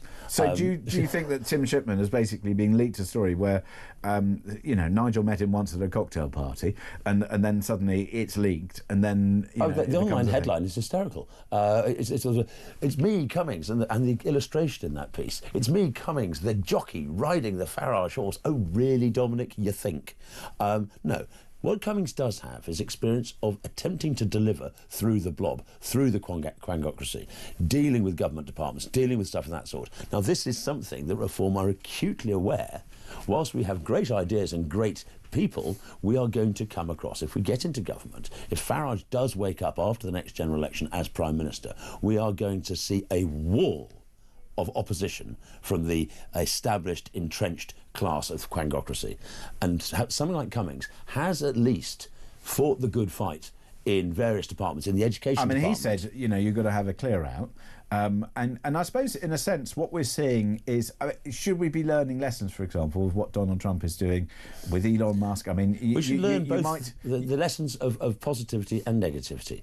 So let's start with the negativity then, of what Trump has done. When he is sort of clearing the Augean stables of his swamp in America, then some of the stuff that's been cleared out is clearly stuff that you wouldn't want to clear out. So having a very good idea of which bits work and which bits are necessary, as opposed to which bits don't work and which bits aren't necessary. Doge has gone in with a ruddy great fire hose and sprayed the whole lot out, and then discovered that one or two bits they actually should have kept, and they're now scrabbling to get them back. But isn't that a little bit what he did at Twitter, now known as X, in the sense that, he fired all these people, and there are still teething problems there in the sense that it has become quite a nasty. One of the good things about humans and our ability to learn, we don't have to make all the mistakes ourselves. We can watch other people making mistakes and learn from them. There's this astonishing aspect of humanity. So what do you learn? What do you learn from what Trump you and us, learn then? is you prepare very well. You study, you look. You look into it. You will make mistakes because it's human nature, but if you make that effort now, 4.5 years out, to basically work out which things you want to do and which things you really can't, then you have a far better chance of turning up and dealing with things. I think this government, our current government, turned up and it didn't seem to realise it was going to be in government. What I find extraordinary is that they took the truss line of grow the economy. Yeah. And there isn't a single policy that I can think of other than spending more government money via debt that will grow the economy. So you get... There literally is nothing they're doing to grow the economy. But, except possibly increasing the sheer number of people in the country and saying GDP growth has gone because of population growth. I wouldn't necessarily say that. I would say because of GDP per person. If they get some major infrastructure projects going, and I've always been an advocate of not silencing those but are these who like object. the famine roads in Ireland? I mean, No. But say, for example, we've been talking about a third runway at Heathrow since forever. And my view is, First World War. You need to have an appeal process, and then it needs to stop. Correct. I think. And what we should be doing is putting the legislation that says that the processes will be there, but once it's decided, and you can no longer. You can't have 73 appeals. Exactly. You can't challenge again. And it should be the same with major road infrastructure, major rail infrastructure. I mean, HS2 would not be so expensive if it wasn't for some of the things. I know that some people who listen think it's a colossal waste of money. I take the view that, it's not about can you get to Manchester from Birmingham back to London in 20 minutes. It's not about that. It's about capacity. And we have to improve the capacity of our rail service. You want to get people off the roads, and if you're going to build more houses and you're going to do all these things, you have to be able to move people around the country more efficiently. To a certain extent, that great wodge of cash that's been spent on HS2 to improve capacity, rather than doing something that's has your 20 minutes extra or fewer from London to Birmingham, the left-right, the east-west links are absolutely far more important. And what they really should have done is they should have done a phased programme. So Liverpool to Hull? Well, they should have said, what have we got that we can upgrade that will improve capacity and improve performance within our existing system? Well, in many cases, if you're looking at Commuterville, increasing the length of your platforms and putting a couple of extra carriages on each train would make a huge difference. That would make a big difference, and I also think there are other things that they could or should be doing and should be spending more effectively. Meanwhile, if you want to join the conversation, you can do so. It's 0344 499 1000. Please pick up anything that Gawain has said, or indeed anything that you want to get involved in, or maybe you want to talk to me about those benefits and who should receive them, and maybe who shouldn't receive benefits. 0344 499 1000 is the telephone number. More calls and indeed more stories next on Talk.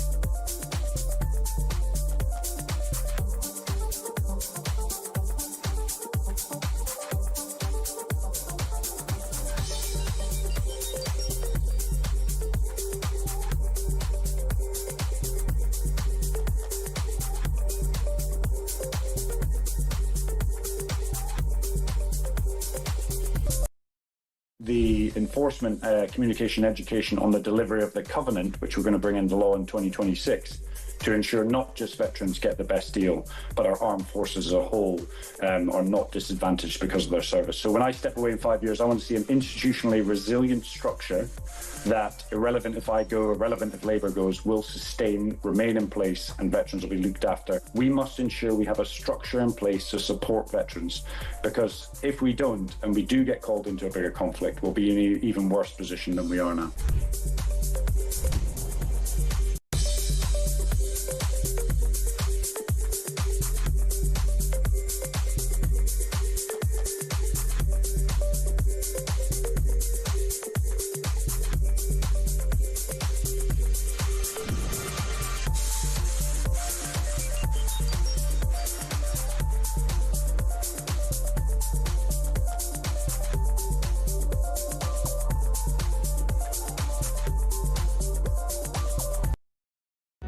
Across the UK, on DAB+, on your smart speaker, on your smart TV, and on your side. This is Talk. 9:20 is the time. Gawain is still with me. We'll be talking to him in just a few moments' time on a few other stories and just wrapping up there. Meanwhile, if you want to join the conversation, it's 0344 499 1000. We'll take some more of your calls very shortly. Meanwhile, let's turn our attention to what's happening internationally. Joining me now is Colonel Simon Diggins, military and defence analyst. Simon, very good morning to you. Let's talk about Donald Trump launching strikes against the Houthis and indeed making some somewhat chilling threats to Iran. I mean, his foreign policy is kind of difficult to understand, but he seems to be taking quite a lot of decisive action. Should we be concerned or praising? I mean, I think in this particular issue, I think we can agree with what he's doing. The Houthis have resumed their attacks on shipping going through the Red Sea. They've been doing that. They did that throughout the last years of the Biden presidency as well. This is not acceptable behaviour. We in the past as the country have supported America in attacks on the Houthis and should so continue.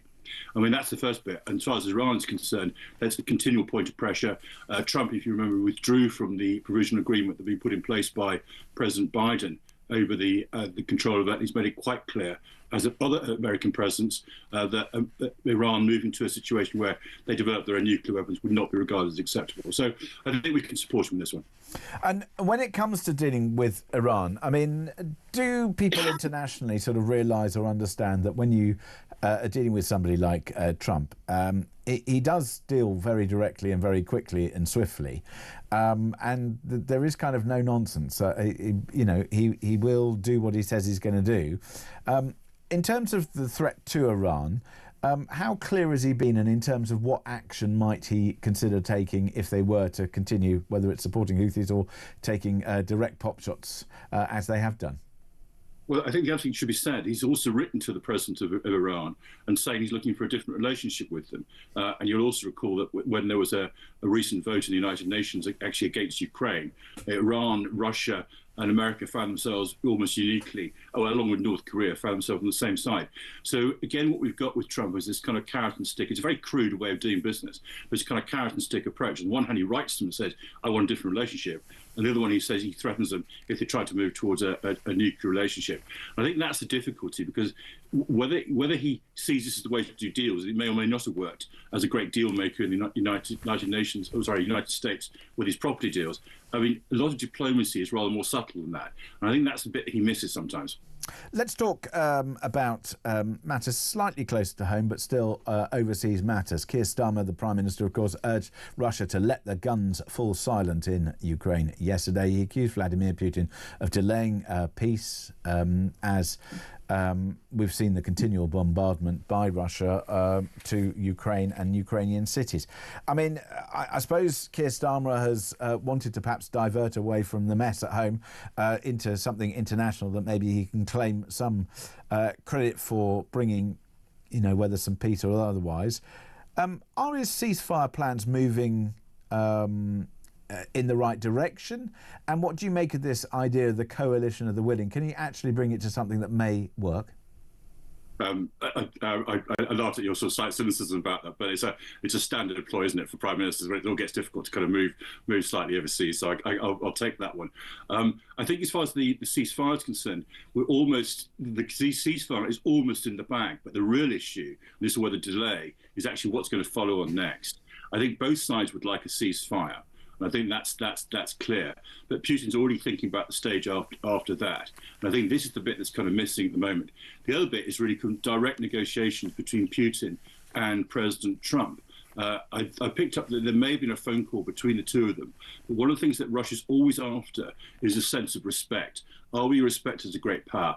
Are we seen as a people who the most powerful people in the world will actually talk with directly and not indirectly? So I think part of the key to the ceasefire will be President Trump having some kind of a meeting or a publicised phone call, some public event that shows President Putin, which he can show to the Russian people, we are respected as a great people, and therefore we've got a ceasefire. But beyond that, there is the issue then about what the future of that will hold, and that's going to be rather more problematic. Which is why what Keir Starmer has been doing with the coalition of willing is so important. And I think we need to continue with that. I mean, I know there's going to be a military meeting, I think, on Thursday between all the leaders of all countries who have said they will contribute. That need now to be operationalised, to be actualised. Let's see that force, the coalition of willing, coming together. Let's see them being trained together. Let's see them setting up their forward operating bases. The resupplies coming out. The depot's been emptied. In other words, making clear to everybody this is a real plan and not simply a bit of paper plan. Then I think people will sit up and take notice of it and say, yeah, this is serious leadership and we're going to do something about it. Let's talk about the hundreds of British troops who've been charged with sex attacks on comrades since 2014.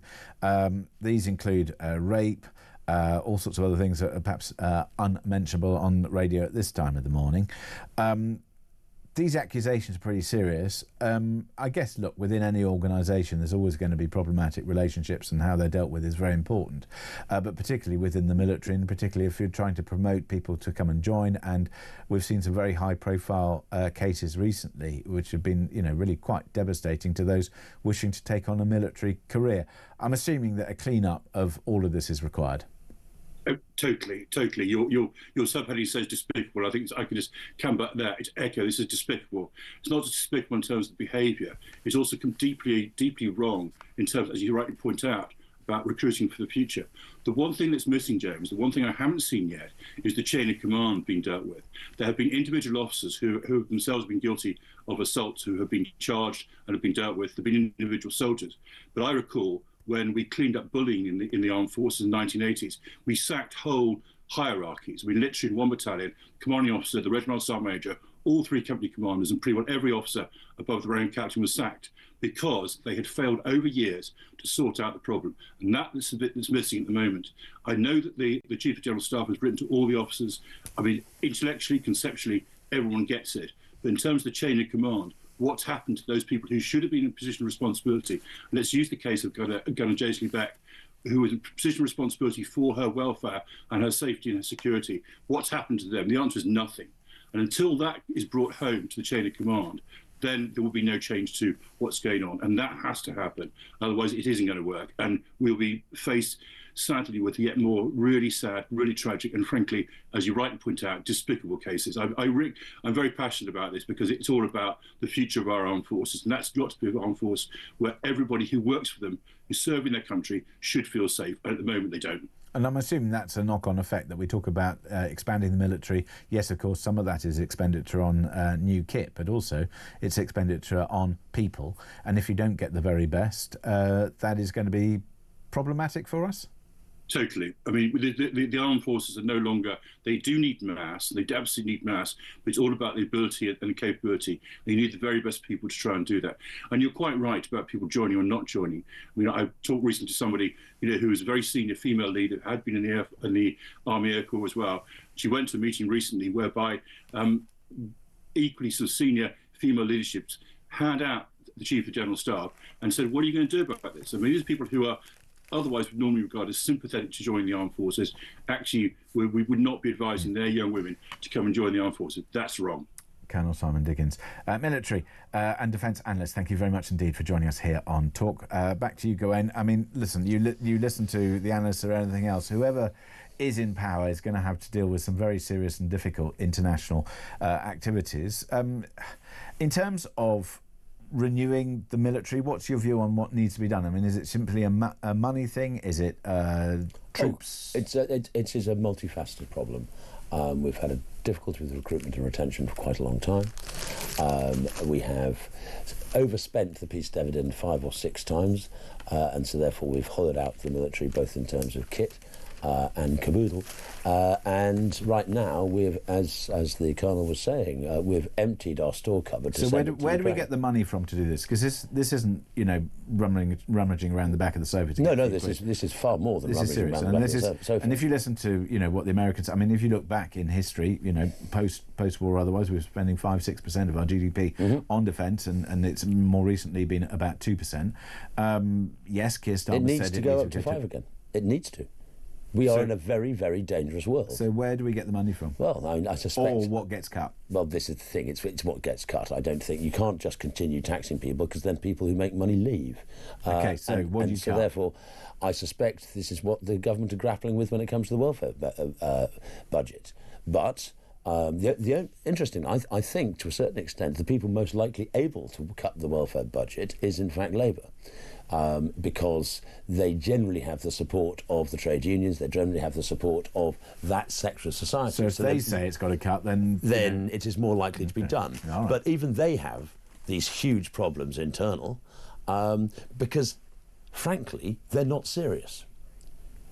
Defence of the realm is the most serious thing you can do. It is. Now, I must just return very quickly before I let you go and leave the studio. Because you're probably an expert. Are you an expert on crumpets? Are you a fan of a crumpet? I'm personally, I like crumpets, but I far prefer muffins. OK. Waitrose crumpet sales were up 25% last month compared with the same period last year. Up. Wow. The butter runs through it too fast. Searches on the supermarket's website were up 84%. I think they're looking for crumpet, not crumpets. No. This is crumpets, and this is because there have been some viral videos where people have been using Nutella. Nutella French toast crumpets have been viewed more than 100 million times. Warburton's, the world's largest crumpet maker, more than 60% of the market said that sales had increased by almost a third over 4 weeks. They've sold more than 100 million packets in the last year, and there are all sorts of different recipes. People have been going viral with these things, putting Nutella and bananas and strawberries and all sorts of things. I'm a purist. Hot crumpet, butter, done. Marmite. Did you just do that behind the glass? I'm very, very happy to have Marmites on toast, Marmite on, in fact, on muffin, but crumpets, no. Oh, crumpets, yeah, and a fried egg. Have you put a fried egg on a crumpet, you bite it, they'll leak through the holes. You do a knife and fork, it's not difficult. Anyway, on that disagreement, we'll leave it there. Gawain, thank you very much indeed for joining me. That is Gawain Towler, former comms chief for Reform UK. Right, we turn our attention to controlling migration. That's next on Talk.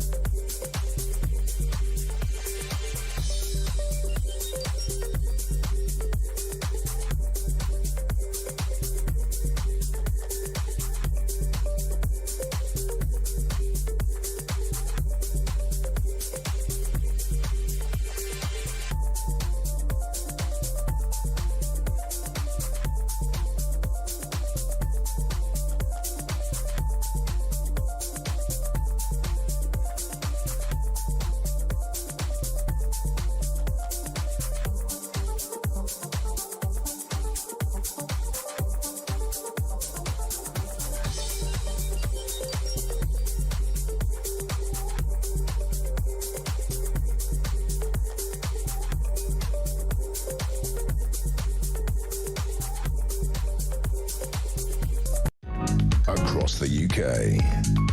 On DAB+.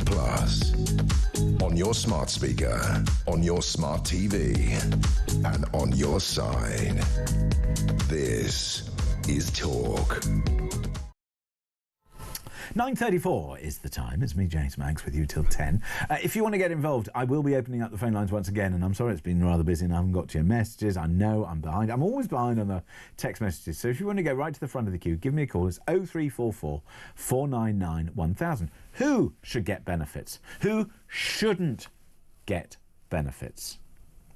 And if you want to talk about some aspects of the other stories that we picked up, if you want to talk about fixing the NHS or some of the other difficulties that government are going to face, or indeed ending that war in Ukraine or anything else that Keir Starmer may or may not be doing, do get involved in the conversation. 0344 499 1000. As I said, if you sent me a message, I will try and get to as many of your messages as possible, but I'm kind of almost buckling under the strain of messages. But I will come to those very shortly, and your calls. So if you call me now, you will get through, and we'll try and get you on between now and 10. 0344 499 1000. Meanwhile, let's talk about holidaymakers' fury. There's a Channel migrant smuggler. He's staying at a 4-star hotel in Kent. What? It's cost 15 grand, apparently. Let's speak to Robert Bates, who's Research Director at the Centre for Migration Control. Joins me now. Robert, tell me more about this story. How on earth have we got a Channel migrant smuggler staying at a 4-star hotel in Kent costing 15 grand? Yeah, it's not quite the smashing the gangs that I think people were expecting, was it? Putting individuals such as this up in 4-star hotels. The interesting thing in the Sun article that's revealed this is that we don't actually know who is funding his stay there. My guess would be that it is a local council, Kent County Council, that is having to pay for this individual to stay within their council area, owing to him having probably long-standing ties. He claims to have been here for 10 years and never done anything wrong, of course. The battle is over our ability to extradite this chap back to France once he, or if he is proven to have committed the crimes which are alleged against him. I think it really gets to the bottom of the difficulty that the Labour government currently will have when it comes to removing individuals, either those that have committed crimes such as these or those who have entered the country illegally, again being a crime, of course, in that we don't have enough kind of detention facilities for these individuals, and thus it ends up being inflicted on local holidaymakers to have to brush shoulders with this type of person. But then at the same time, we don't have enough facilities at the moment going into actually expediting the deportation of those that have either had failed asylum claims or those who are, again, committing these kind of crimes and therefore sort of languishing around. And part of the issue that we've got to deal with here is that you've got people up and down the country who are waiting for hospital appointments and treatments. They're being told that there isn't enough money to provide the right schooling. They're being told that there isn't money available to do the very basic services or fix the holes in the road or anything else. And then, yet, we are still spending money on whether it's people staying in hotels or various different processes or legal claims, counterclaims, appeals, etc. And the system is creaking and nobody seems to be taking the action. What is it going to take for the government to take the action that they should either announce or take or change? They'd have to have a complete transplant of ideology, unfortunately. The Labour Party are far too beholden to those institutions, those rules and those legal processes that are actually the main obstruction to tackling this problem. You were discussing just before over how we can fund the military, which is underfunded at the moment. Well, we're spending about £6 billion a year on an asylum system that clearly isn't working. We have individuals waiting for a very long time to have their cases processed and ultimately ending up being approved. It's about 90% at the end of the process that get their application approved. But then we also have those individuals who have had their application removed that we then can't remove, even though they are perfectly eligible for removal, either because we're not tough enough with those countries that should be accepting them back, the countries of origin of these individuals, and we should be doing a lot more to punish them, whether that be with tariffs, whether that be with a restriction of visas, or whether that be with other kind of economic sanctions and whatnot. But the Labour Party is really kind of bound by its ideology. The Conservative Party, we had probably a better bet in that they could see the need for a clear deterrent to stop the flows of individuals coming. The Labour Party are the party probably on the side more of asylum seekers and those entering the country illegally than they are of actually, protecting the taxpayer from these spiralling costs. Now, talking of costs, the European Court for Human Rights, migrants are facing curbs on using the ECHR to avoid deportation. I mean, is this actually going to produce the results that this government say that they want to achieve? So they're looking at maybe at some point producing a review into what other countries in Europe are doing on Article 8, which is the right to family life, which of course the Telegraph has been revealing in a series of stories has been a huge block on removing individuals because either because their family members don't like foreign chicken nuggets or because they convicted paedophiles have a right to be with their children in the UK and so forth.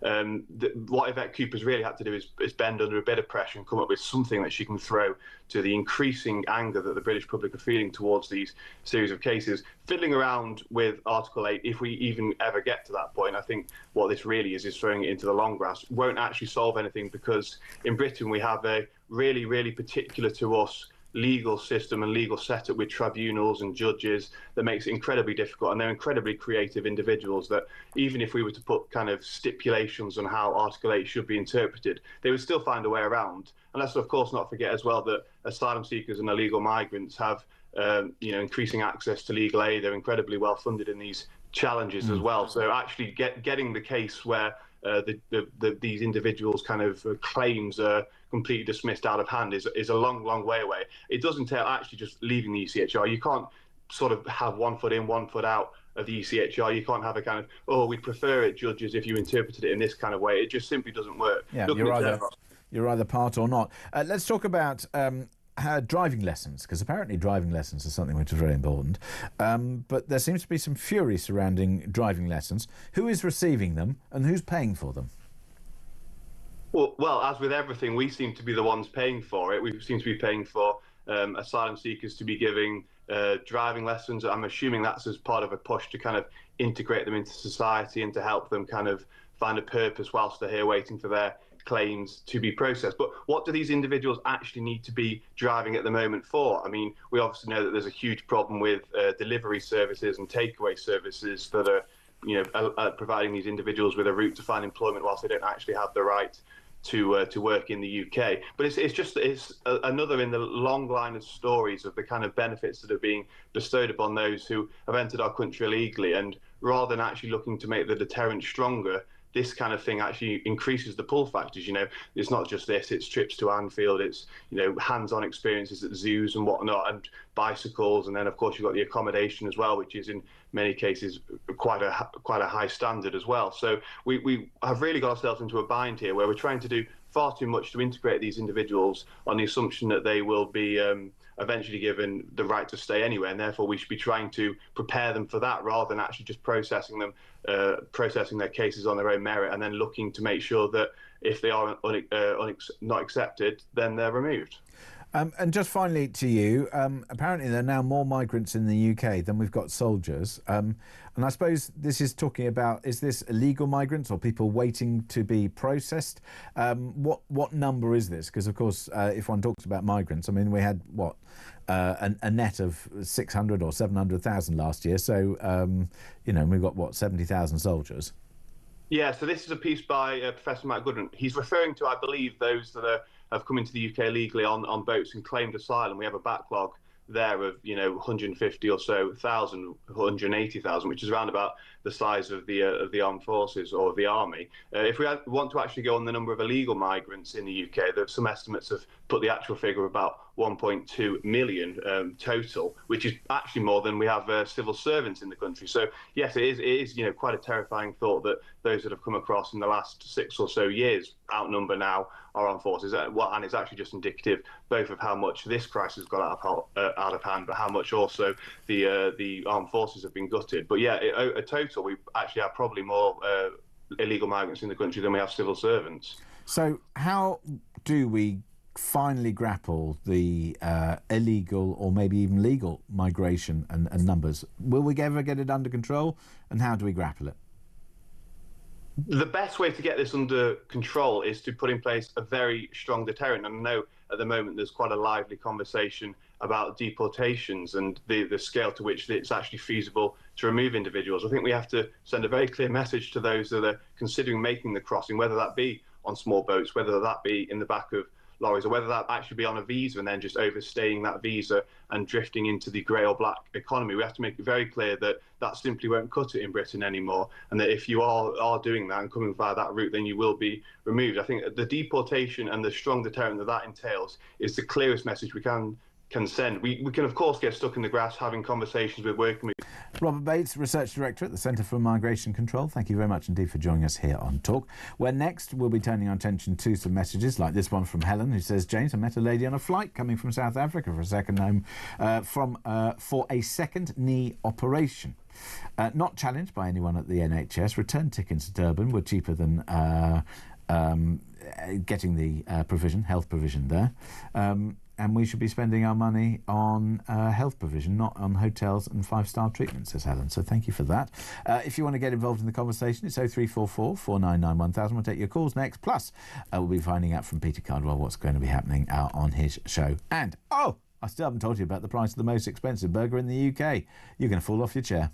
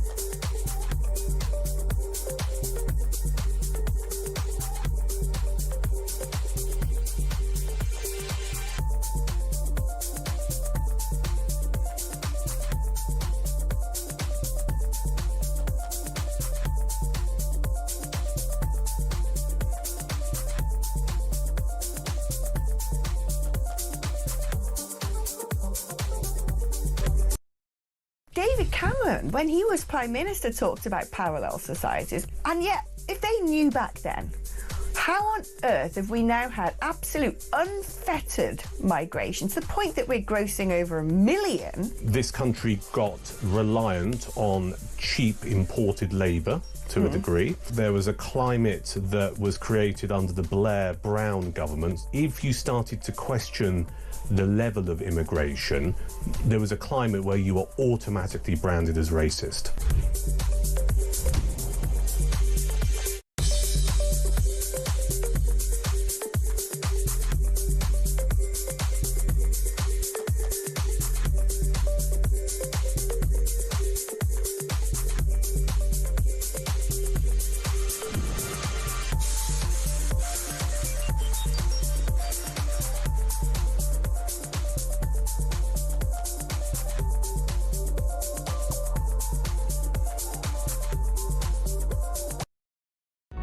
Across the UK, on DAB+, on your smart speaker, on your smart TV, and on your side.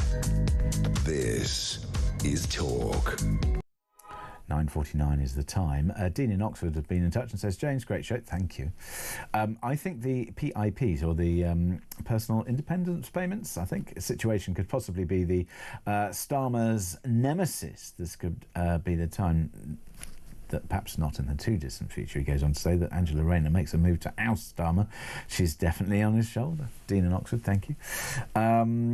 Rob says, we seem to have forgotten about family and neighbour values. The state has taken on this role, says Rob. Massimo sent me a very long email. I'll digest that whilst I speak to William, who's in Spain. Hello, William. Good morning. Hi. Just a question. So, this issue of migrants and deterrence and all this kind of stuff is just going on and on and on and on with no solution. I don't understand why the media or somebody doesn't put forward the proposal to build reception camps. Now, I've worked in the oil and gas industry all my life, and I've stayed in many of these camps, and they're always built out of the way somewhere in the moor or and should they be built this side of the channel for people who have turned up here? Build them this side, because you can go ahead and do that tomorrow. So I could see that if they were going to do that to try and build them to reduce the expense, and we should not have people staying in hotels for more than a day or two, frankly. But then the switch to that is, well, why aren't we building them the other side of the channel to stop people coming in the first place? Well, the French should also do that. I mean, the whole of the European countries should do that. They should have reception camps, because that will, the war on drugs has been going, 40 years? And it's no further to be won than it was 40 years ago. The issue is you need to take away the demand, and the demand is get into the country and then you're living the high life. Whereas if you put them in these camps, secure camps, these camps have catering in them, medical facilities in them, you separate women from men, kids from whatever. You can configure these camps any way that you want. And there is a plethora of UK companies who do nothing else but build these camps. Having said that, though, I mean, even the provision of those camps, that's going to be pretty expensive, though, isn't it? Well, yes, but in the long term, it will reduce the demand. And so in the long term, it's going to decrease. If people think as soon as they hit the beaches, they're going straight into a camp, and they're going to be staying there for a long time, and then most likely get deported, then it's going to stop the demand. Yeah, and that's what you need to do. I think stopping the demand and indeed reducing the costs and showing the taxpayer that you're reducing the cost is exactly what you need to do. William, thank you for that. Massimo's been in touch and says, good morning. Great to see you on the screen this morning. Well, thank you, Massimo. Regarding the benefits situation, I was left disabled by negligence from the NHS 8 years ago. He goes on to say, I had worked all my life paying 40% tax for most of it, but because of the negligence, I've lost my job, my house, my independence. Now it looks like Labour are pondering slashing my one lifeline in the form of the PIP, or Person Independence Payment. I already spend 90% of time in bed, the other 10% in a wheelchair, and constantly in pain on the highest strength painkillers available. To the people that complain about benefits being paid out to the disabled, I'd ask them to live one day in my situation, as it would change their mind. I give anything to go back to work, but I physically cannot. Not that there are any jobs available anyway. Out of the 900,000 job vacancies currently on the market, only 25 can cater for the disabled, so I've no idea what Labour are trying to achieve. Slashing these benefits will push people further into poverty, and it could cause deaths. Have a good Sunday, says Massimo from Great Bowden. Massimo, all I would say is I don't think anybody is wanting to see payments to those who genuinely need them cut. It's a question of who should get them and whether everybody who claims them should receive them. But I hear your point. We keep hearing about Scandinavia, says this one, being a high-tax nation, but it is only income tax. All taxes considered, the UK is higher. Just consider council tax, which I pay 5 times as much every month as my partner paid every year in Luxembourg, which is a so-called high-tax society, which has a VAT rate of 3%. That's from Anonymous. This one says, James, to save the country money, stop all the civil servants working from home, pay on results. If they do nothing, get rid of them, but don't reward with benefits. They'll soon find a job with their electronic toys on holiday, says Stephanie. Gary says, can I point out that your guest wanted to praise Keir Starmer for relaxing planning laws, that when he was just a lowly MP, he actually delivered a petition to Number 10 opposing HS2 and the redevelopment of Euston Station, which inexplicably he supports now he's in government. Who only knows? Tony's in Lancashire. Hello, Tony. Good morning, James. I haven't spoken to you for a while. How are you? I am very well indeed, thank you, and thank you for calling. What would you like to tell me? Not too bad. Yeah, about these illegals, I can smell a rat, really, because, right, well, is what gets me, they've gone through about 20 countries. What's happened to where the first country they come to, they were supposed to claim asylum there, and not come through about 20, 30 countries to get to come here? Well, I think there are two sides to that. The first of all, I agree, but then there are two issues. One is this freedom of movement to people, that once you're in a country you can move, agree with it or not.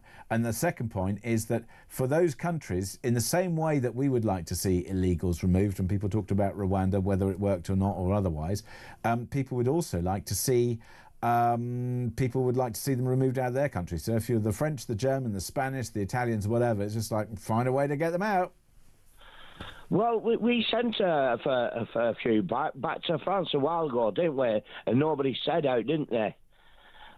Well, I think they do, and I think that's part of the problem. Why can't we do it? So why? I don't only do it to those who's breaking. If you break in, you're sent back to France. You don't get anything. We're stopping your benefit. And what if the French say no? We don't want them. Well, we'll put terrorists up like what's his name? Trump, sorry. We'll fire back some stuff. Well, and I do, what do you call it? Them who's overstayed overstayed the welcome on the visas. That's it. Well, we've got hundreds of thousands of those people who have overstayed on a visa. I'd send them back. I'd do a Trump, mate. Send them all back, me. Yeah, well, I mean, it's interesting, but then, even sending them all back is going to be quite expensive. I'd look into that. And when you say send them back where to? I mean, if they've been here for years, where are you going to send them? Well, that's fair point. Well, those who's broke in, I'd send them back to France. Those who's overstayed their visas, I'd look into that. Those who's working, I'd probably let them stay. And those who haven't worked, well, like, say they haven't worked for 20, 30 years, like a minimum, like, then we send them back, kind of. I'd look into it, mate. What do you think? I'm not sure necessarily it's going to produce the answers that you want, Tony, but I can certainly understand the sentiment that somebody's got to get a grip of this. They've got to decide exactly what they do, and they've got to decide exactly how it operates. But, Tony, thank you for that. Let me just pick up a few messages here. Penny says, James, a good programme. Well, thank you, Penny. Oh, you go on. People who are genuinely disabled should be supported and have benefits, but the spunders who are quite capable of getting a job, but just bone idle, we all know them, absolutely not. Kenny from Edinburgh says, James, are you the love child of Victor Meldrew and Tony Soprano? I don't know. I don't think so. I mean, the last time I spoke to my parents about this, they were pretty adamant that I was theirs. James, don't believe it. James, there should also be action against the human rights lawyers who are deliberately manipulating the law for their own personal gain because of their greed. They're giving these criminals ideas and get to argue against their deportation. I think I could agree with you. Lawyers are making jobs for themselves. Meanwhile, it's time to say very good morning to Peter Cardwell, who is with you from 10. Peter, good morning. Good morning, James. How are you? Good, thank you. I mean, all the better for seeing you and your very crisply ironed shirt. Thank you very much indeed. Huge amount to talk on the programme. We'll be continuing your debate on terms of benefits. We've got the Health Secretary on at 10:30 as well. Lots to talk about this week. Yes, lots of changes coming. Busy. He certainly has lots of changes coming. Also, UK crime, 99.5% of criminals don't go to jail. We're talking about that with Mike Neville. And the Met Police are being sued after reinstating a 999 call handler who called a rape victim and I use the word advisedly, slut. There's a really horrible story about an Islamist gang that tried to kidnap a Jewish man. A lot of the media aren't reporting this. We are reporting this. We'll talk about it. It doesn't fit the narrative that a lot of people want. We will report it because we always do, and we often talk about anti-Semitism on my programmes. And also the crisis in our classrooms. The number of male secondary teachers is at a record low. What does that mean, especially when so many children are looking for strong male role models? Meanwhile, Leslie has been in touch and says, James, these boats will never stop until the British people themselves stop hiring them to work illegally. It's an interesting point. Meanwhile, I must leave you with news. How much